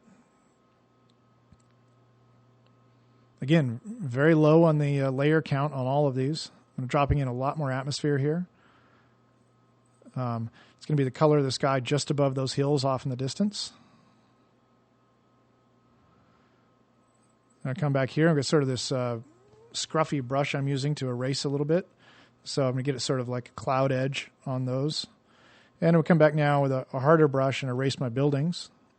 Let's change the opacity of that sky that I just put in there so I can see through it a little bit. See where I'm trying to erase to, because I had some buildings already defined there. Let's start to erase some hillsides, some other buildings, maybe another hill there behind. Maybe put another structure on top of that hill. And again, you're always trying to balance this, how far do I push things into the distance? How close are they? There's another building there. Again, erasing, there's a little hillside. Another building here. So, and these are sort of a long lens going on here, so I can just use vertical, hold the shift key and do some vertical strokes to make those edges of the buildings. And so they're illuminated, really sort of backlit. It's, again, very simple, just silhouette, just shape design at this point. And then I've got to use my grid, right, to establish my ground plane. And I've got sort of have my surfaces started. And we'll just keep on going. Let's paint a little more. Let's add another layer.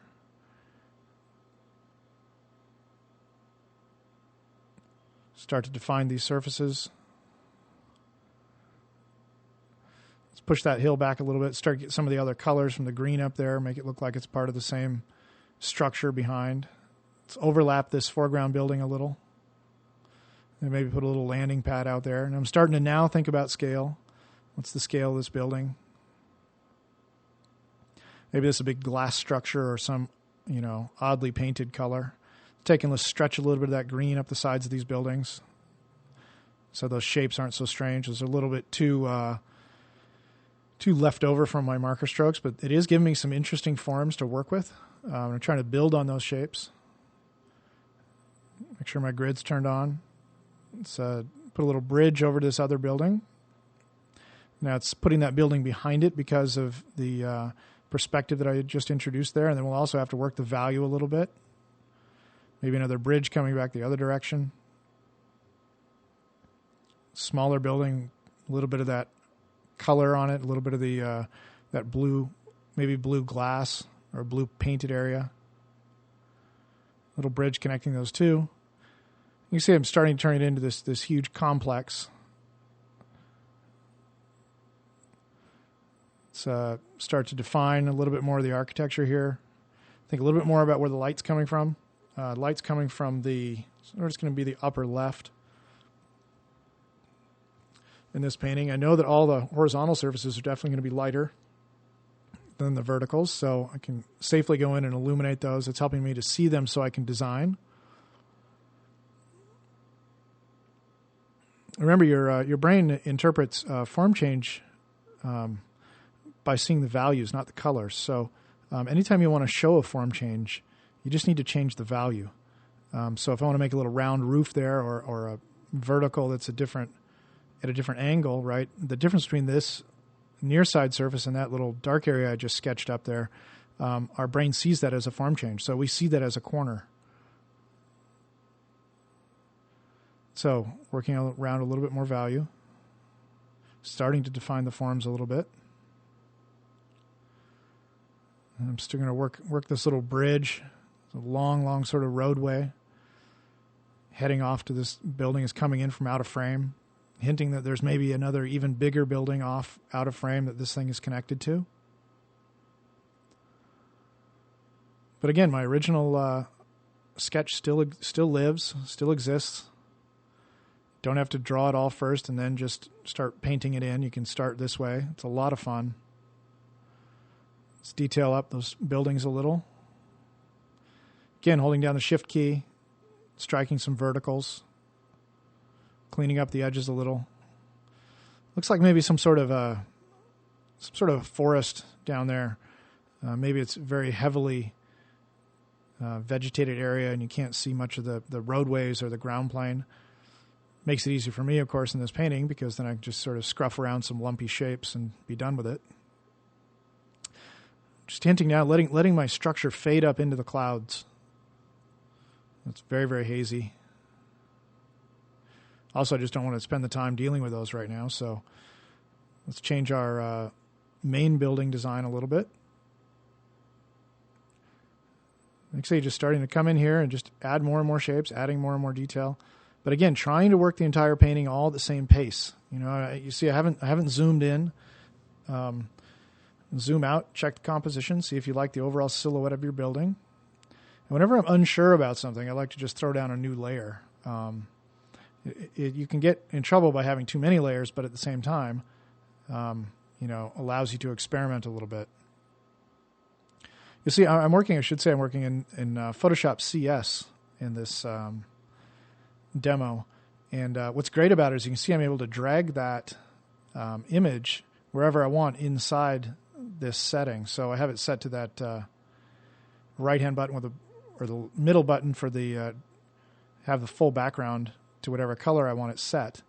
And you're able to drag that image wherever you want it. It's a great new feature in Photoshop CS.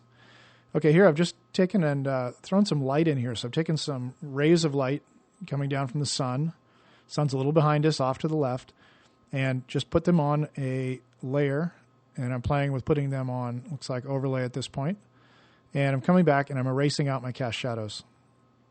So again, a similar sort of technique to what Ryan Church does, and it's very easy, and a lot of people do this, is to just throw in some atmosphere, throw in some light, erase back out the cast shadows. Then you have it on a separate layer. You can play with its opacity, change the intensity. And here I'm going to come back in and do a little bit of color dodging to pull back up some reflective highlights on my building surface. So illuminating these areas a little bit more.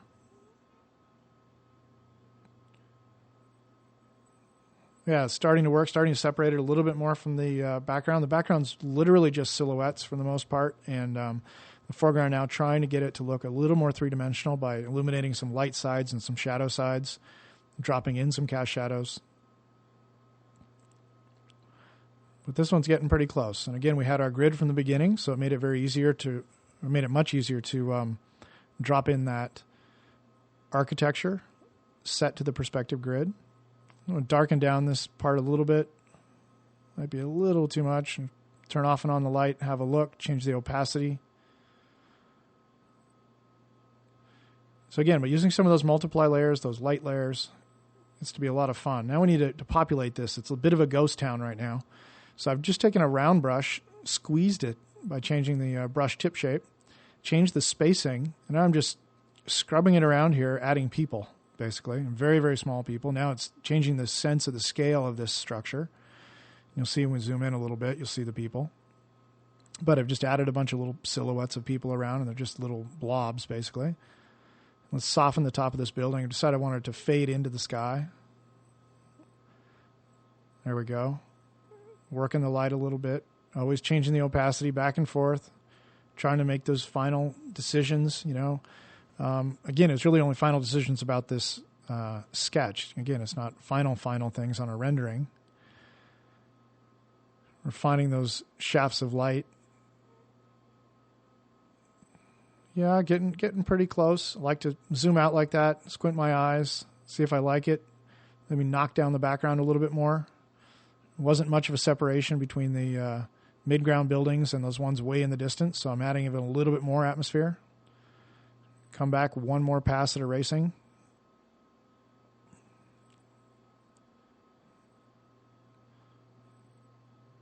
I'm going to really push that building, that center hill, way back.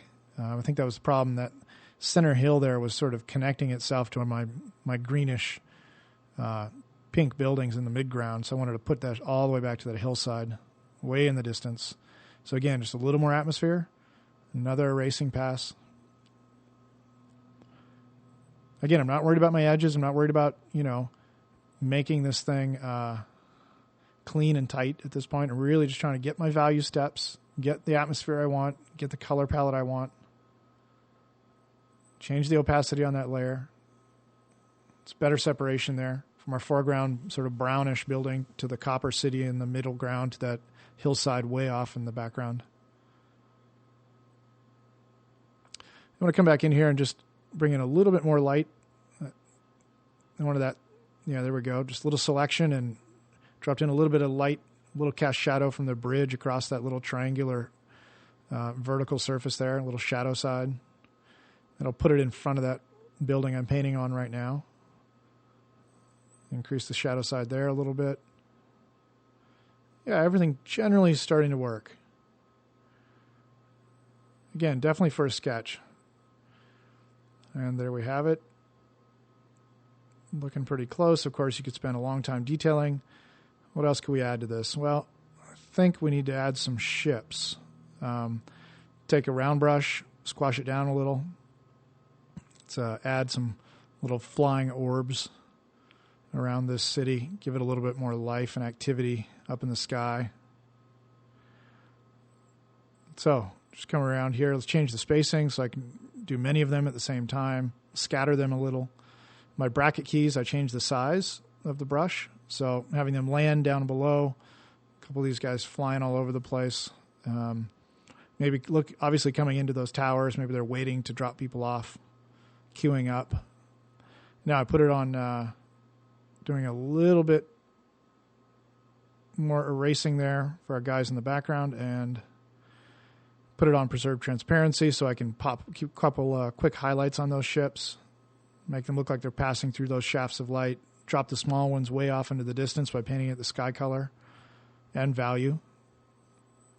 So again, just like I did with the buildings, trying to push those ships into different depths of my painting. Couple little quick reflective highlights, tricking your eye to thinking that there's more going on there than there really is. But it definitely helped to get a little activity around the tops of our buildings, making it not look like such a ghost town. And very, very close at this point.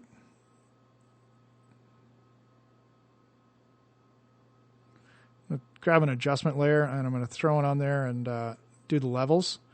So I've adjusted the levels a little bit. It was a little bit light on the contrast in the foreground. Could have stretched it a little bit. You can see it there. You can see I can erase out areas. That's what I'm doing right now. I'm actually painting black over the top of this adjustment layer. And so I'm only going to let the adjustment layer affect one part of my foreground building, which is just in that focal point. So just that hot spot is all I'm trying to create. So if you look at the right-hand side in my layer menu, you'll see I've basically changed that layer mask, allowing just that one area to have increased contrast. You can always go back and readjust those levels. And there you go, our next finished sketch. All right, this is going to be the last one I do on this DVD. Be our 9th little painting. And this one I see, I see some very interesting building there on center, sort of way off in the distance, that brown building's nice hints at some architectural shape. And down here I'm actually seeing water. So the first thing I did was strike that horizontal line across there. That's my horizon. And I'm going to start working a foreshortened ground plane here in the foreground, and that's going to be my water surface. So I keep working around the water in this case. So I'm actually dropping in some watercolor here. Again, not worrying about the reflections yet. A little bit of reflectivity, but trying to just refine this plane and try and get it to feel like it's water. So working a bit of the sky color now, shifting some of the true color of the objects around, putting where the water might hit our landscape. It's sort of this island that I see. I don't know what's going to be on top of the island yet, but definitely was the first thing I saw here, so I really started to refine that first. Working out the reflections a little bit. Again, very loosely, letting us see through into the water a little bit. Trying to pull around some of the colors and the shapes that might reflect into this ground plane. Again, really just start with whatever you see first. You know, if you see a ground plane that's shiny, then throw down some reflections. If you see a person, then drop in a person. If you see a spaceship, then go for that first. There's a little bridge there connecting over to this island. I mean, it's not an island, but out sort of this peninsula or this point that pokes out off this other sort of warmer landscape behind us. It kind of look like trees. This can maybe be this sort of strange Italian poplar kind of a tree. I'm going to make this, I think I'm going to make this an airship. So purple airship, starting to define the design and the form of that ship a little bit. It's got a little stripe on the side of it, a little tail fin there. So it's sort of a rear three-quarter view. And again, at this point, you'll see that the perspective is not really lining up. You know, it's very loose. It's a very long lens, so there's not much convergence. Starting to look now for a figure maybe. Standing on that bridge. Let's extend that bridge, connect it back over to this other part of the landscape.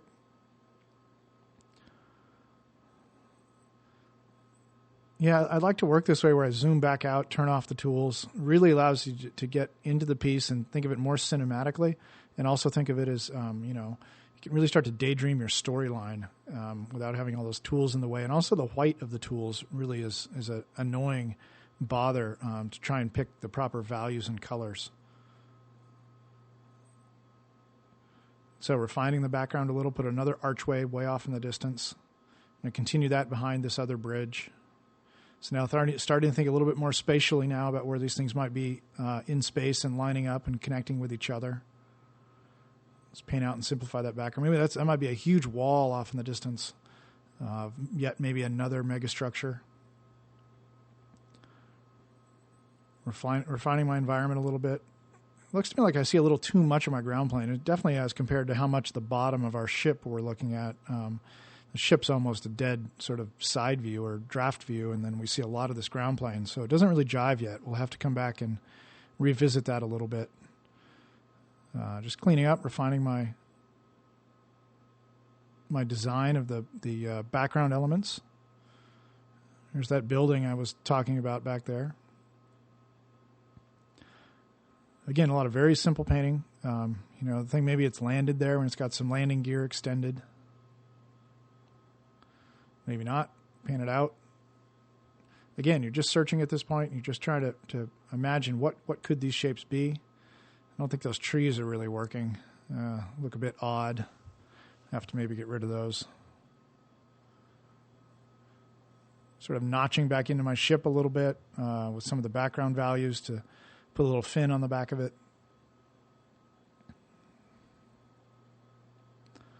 And start refining the building a little bit. Again, just picking the values and colors that are around from my composition, from the piece that we grabbed out of the marker sketch.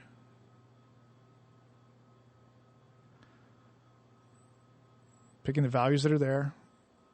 Holding the shift key, striking in some verticals. It's got some corner detail up there. Again, not really spending much time on the design. You can see I've hinted at a little bit of perspective convergence, like this building might be rectangular and we're looking at one corner of it, so the left side and the right side would be converging. The roof line would be converging down to the horizon line. It's unfortunately converging at a different pace than what our island is in the foreground, so If we're really going to take it further, we'd have to come back in and start to refine those that ground plane a bit, or increase the convergence of our top of the building since it's so far above the horizon. But not too worried at this point. It's not really what this part of the sketch is about. It's really just establishing my color palette, establishing my composition, working out my shapes, starting to hint at some material changes here, meaning that hinting at water, so having to work in some reflections. Where does that water touch that island? Maybe put a little landing pad out here.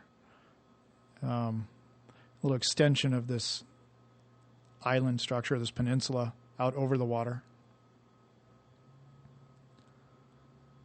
Yep, that's what we painted so far. So all on one layer. I'm going to flatten it down.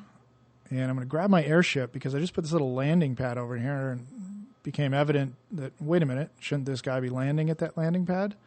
So let's move him over. Let's look at flipping. Yeah, I think I like him going the other direction. Let's move it up here a little bit.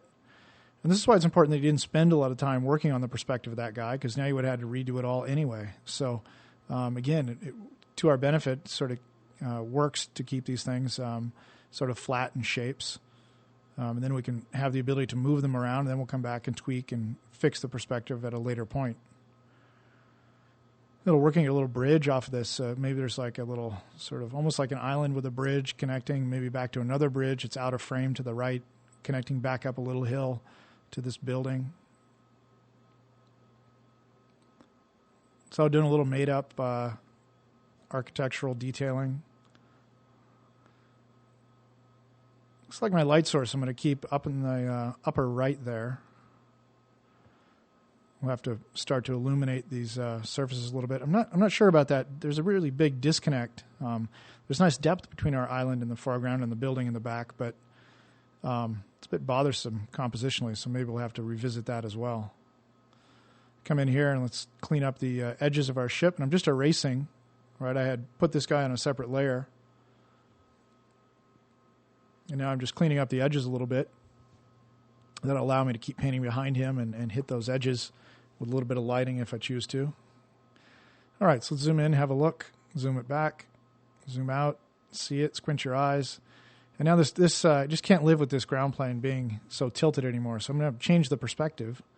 Basically, I just made a quick copy of that, and I'm squeezing it a little bit, effectively changing the eye level, changing the convergence, and now I've got to repaint my reflections back into the water.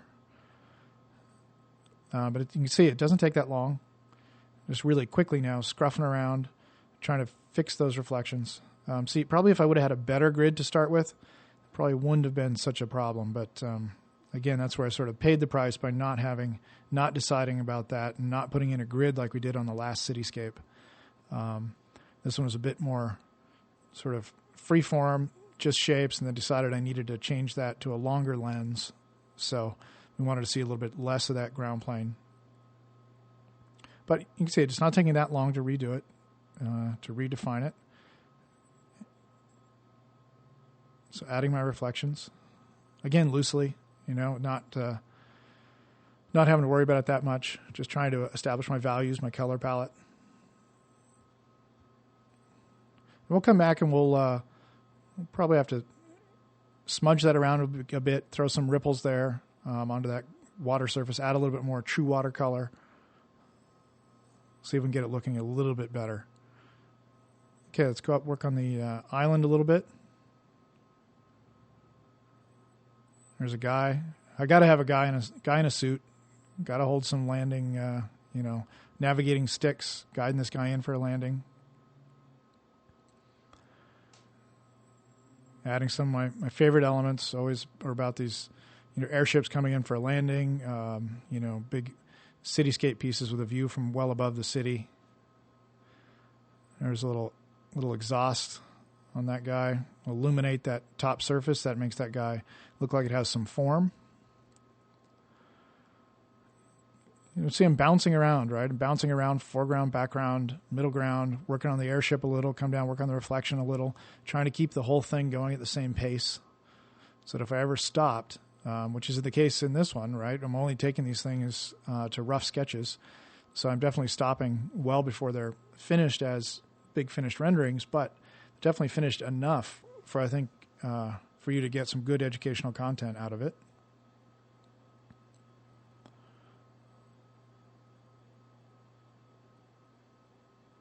Okay, and continue painting. Just really, I'm going to struggle with this bridge going out of frame. I think I'm going to take a staircase and turn it towards us. So I'm going to flatten that part right up there at the top. I'm going to bring this staircase down, have it land on this island here. There we go. That works a little bit better. We can still have the path continuing off to the right, but it branches, comes down to this landing area, defining a few of those surfaces. Yeah, and technically, if we shouldn't see any of those top surfaces because it's above the horizon. So we really have to come back and reconsider those decisions a little bit later. Either lift our horizon further or come back in and hide the top surface, which it is hidden up there at the bridge, right? And it's crossing over the front of our doorway. Yeah, I think I like that better. So go ahead and flatten it down. Continue painting. Now I'm going to start pulling in some light. So just go up to the sky, grab the light source, bring it down, do a little edge lighting on these rocks. Sort of edging our side of the island and the walkway. A little rim lighting across those, and maybe just catch a little bit on the inside of this wall. Sort of the sun sort of directly in line with that staircase, so I can imagine catching a little bit of the inside surface of those rocks and edge lighting the near side of those rocks. And we could maybe just get a hint of that ground plane up there a little bit.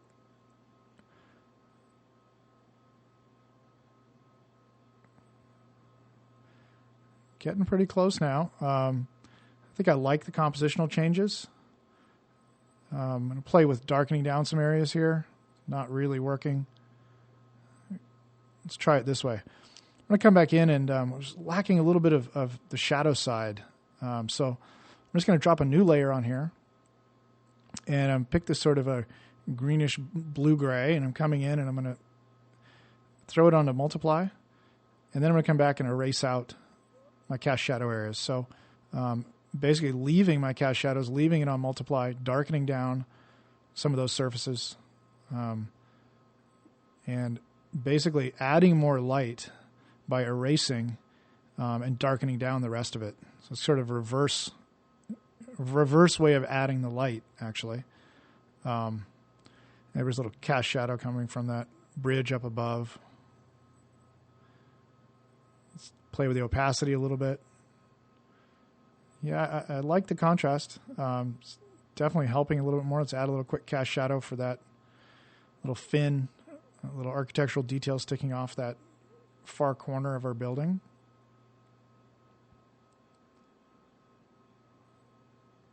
Okay, we've got to get into the water a little bit. Okay, I'm gonna add a little bit of sky haze first. All right, bringing back now a little bit of haze to a little bit of blue sky atmosphere to set that rock further off into the distance. Also to change the color of our sky a little bit, add a little bit more haze, a little bit more erasing. You can see it's very, very easy to get those steps to work, those depth cues for your brain to think that it's got more depth. All right, closing in on this one. Generally, I think I'm happy with some of the compositional refinements. We're still getting a lot out of our marker sketch. I'm going to flatten it all down. I'm going to come back in here and do a little quick smudging for some waves, some little ripples. Again, larger ripples in the foreground, smaller ripples off in the distance, giving the illusion of this receding, shiny plane, which is the surface of the water. And now I'm going to come in here and throw a layer right on top. So gradation right over the top. I'm going to darken it up, multiply it, set it to multiply, and there we go. This one's basically done. So a little bit more of the watercolor and value in the foreground, a little bit shinier off in the distance, and it's a finished sketch. Okay, now if I was going to take that previous guy, and I talked a lot about the perspective being incorrect and how could I refine it, this is how I would refine it. So this is one that I've did with the same process.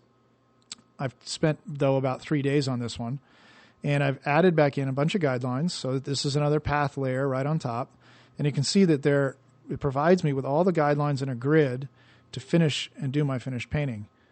So if I'd spent, another couple of days on that previous piece or any of the sketches on this DVD, I could go in and detail, follow my guidelines. You can see my ships now. They've got a little more detailing, a little more atmosphere. We got a little smoke here in the foreground. We've got some buildings way off in the distance. All right, let's zoom in over here. Let's look at those ships. So it's essentially all the same processes, all the same steps. I've just put more time into this piece. And this is the results. You can see the buildings. See, there's all the lights doing the same thing. Following my perspective grid. Some foreground elements. Some guys looking at the computers. Guys telling them to hit Command Save before you lose your rendering. Some more ships off in the distance. A little park scene down there. Still could use a little bit more life down there. Looks a bit empty. Some foreground detailing. Now the cut lines on this ship, these are all done freehand with a ballpoint pen. And then what I did was I printed this thing about 14 by 17, sketched back over the top of it with ballpoint, tightened up all the ellipses with ellipse guides, and then scanned back that sketch, put it on multiply, and I was able to float it right on top of this rendering to give it more of that hand-drawn look, as opposed to using paths for those cut lines. And so this is a piece that is basically finished. It'll be in Concept Design 2. So sometime next spring or summer, that'll be done, and you'll see this piece in print. But until then, it's a nice example of taking the same process and just putting in more time. Let's jump to another piece that's also for Concept Design 2, and it's a work-in-progress piece. And I'm outlining some sort of landing areas or overhead balcony areas with some figures and some structures on them. This is my marker sketch, and this is the marker sketch that's untouched. So you can see I got a lot out of this one. And I'm going to turn off and on some layers here. And so this was the initial sketch, and then I first put down my one-point perspective grid. And there's my guidelines. And I'll use those when I did my painting underneath. So you just float that layer on top. But you can see I got some interesting buildings, a very interesting sky. That's my next cleanup layer. And I've defined a figure here in the foreground. He's out on this landing pad. And you can see it sort of working along. But it's a much bigger piece than what I've done for these demo sketches. Adding a little more value in the sky. So see, I'm spending a little bit more time here. I'm going a little bit slower, adding a reflection for the ship, some clouds, some more ships. These came out of basically my library of ships, trying to match the perspective. So you can see I've got a little bit of work left to do on that guy. There's a little foreground ship. He's just sort of hanging out at the end of this pool. That's why there's a reflection there. But you can see I got a lot out of that marker sketch. And all those buildings off in the distance, all those shapes were for free, as well as the color palette. There's some guidelines for my light source. So my light source is going to be behind us and to the right. So all my cast shadows have to vanish to that point, and then they have to go for the light angle down to the point just below it. So that's going to help me with my shadow construction when I go in and start dropping in the cast shadows. But that's a nice example of a more finished piece. I'm going to show you where it is in progress now. Haven't really set the ship colors yet. They're just sort of placeholders at this point, so I can see compositionally if that's where I want to put my ships. So this is where the piece is now. I've taken it into Painter. I've put in some light rays, a little bit of glow, starting to refine some surfaces, but you can see there's my guidelines. And it was a lot of free information for my marker sketch. I've added this overhead structure, and that was just all free painting. None of that came from my marker sketch, obviously. But I want to get the sense that we're inside this structure or inside some large hangar. We're looking out, and there's this pool area, and there's a ship. That guy's going to be pretty interesting. He's going to have a lot of reflections of the lighter background put into the side when it's done. There's a little reflection in the foreground. I've yet to ripple that and do all the finishing touches, but again, this is just a work in progress, and I wanted to share with you a bigger piece done the exact same way. There's the marker strokes giving me that entire building. Haven't really spent any time detailing that yet. Those could be either really round rocks over there, or they could be buildings. I think I'm going to turn them into buildings. Zoom in and have a look at this ship. This ship is getting pretty close to being done, actually.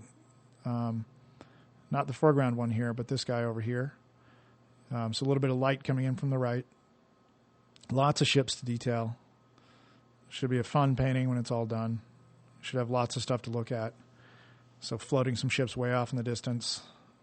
Got to go in and detail the architecture. But all in all, I hope you have enjoyed this DVD and found it educational. And we'll look up these pieces when they're done.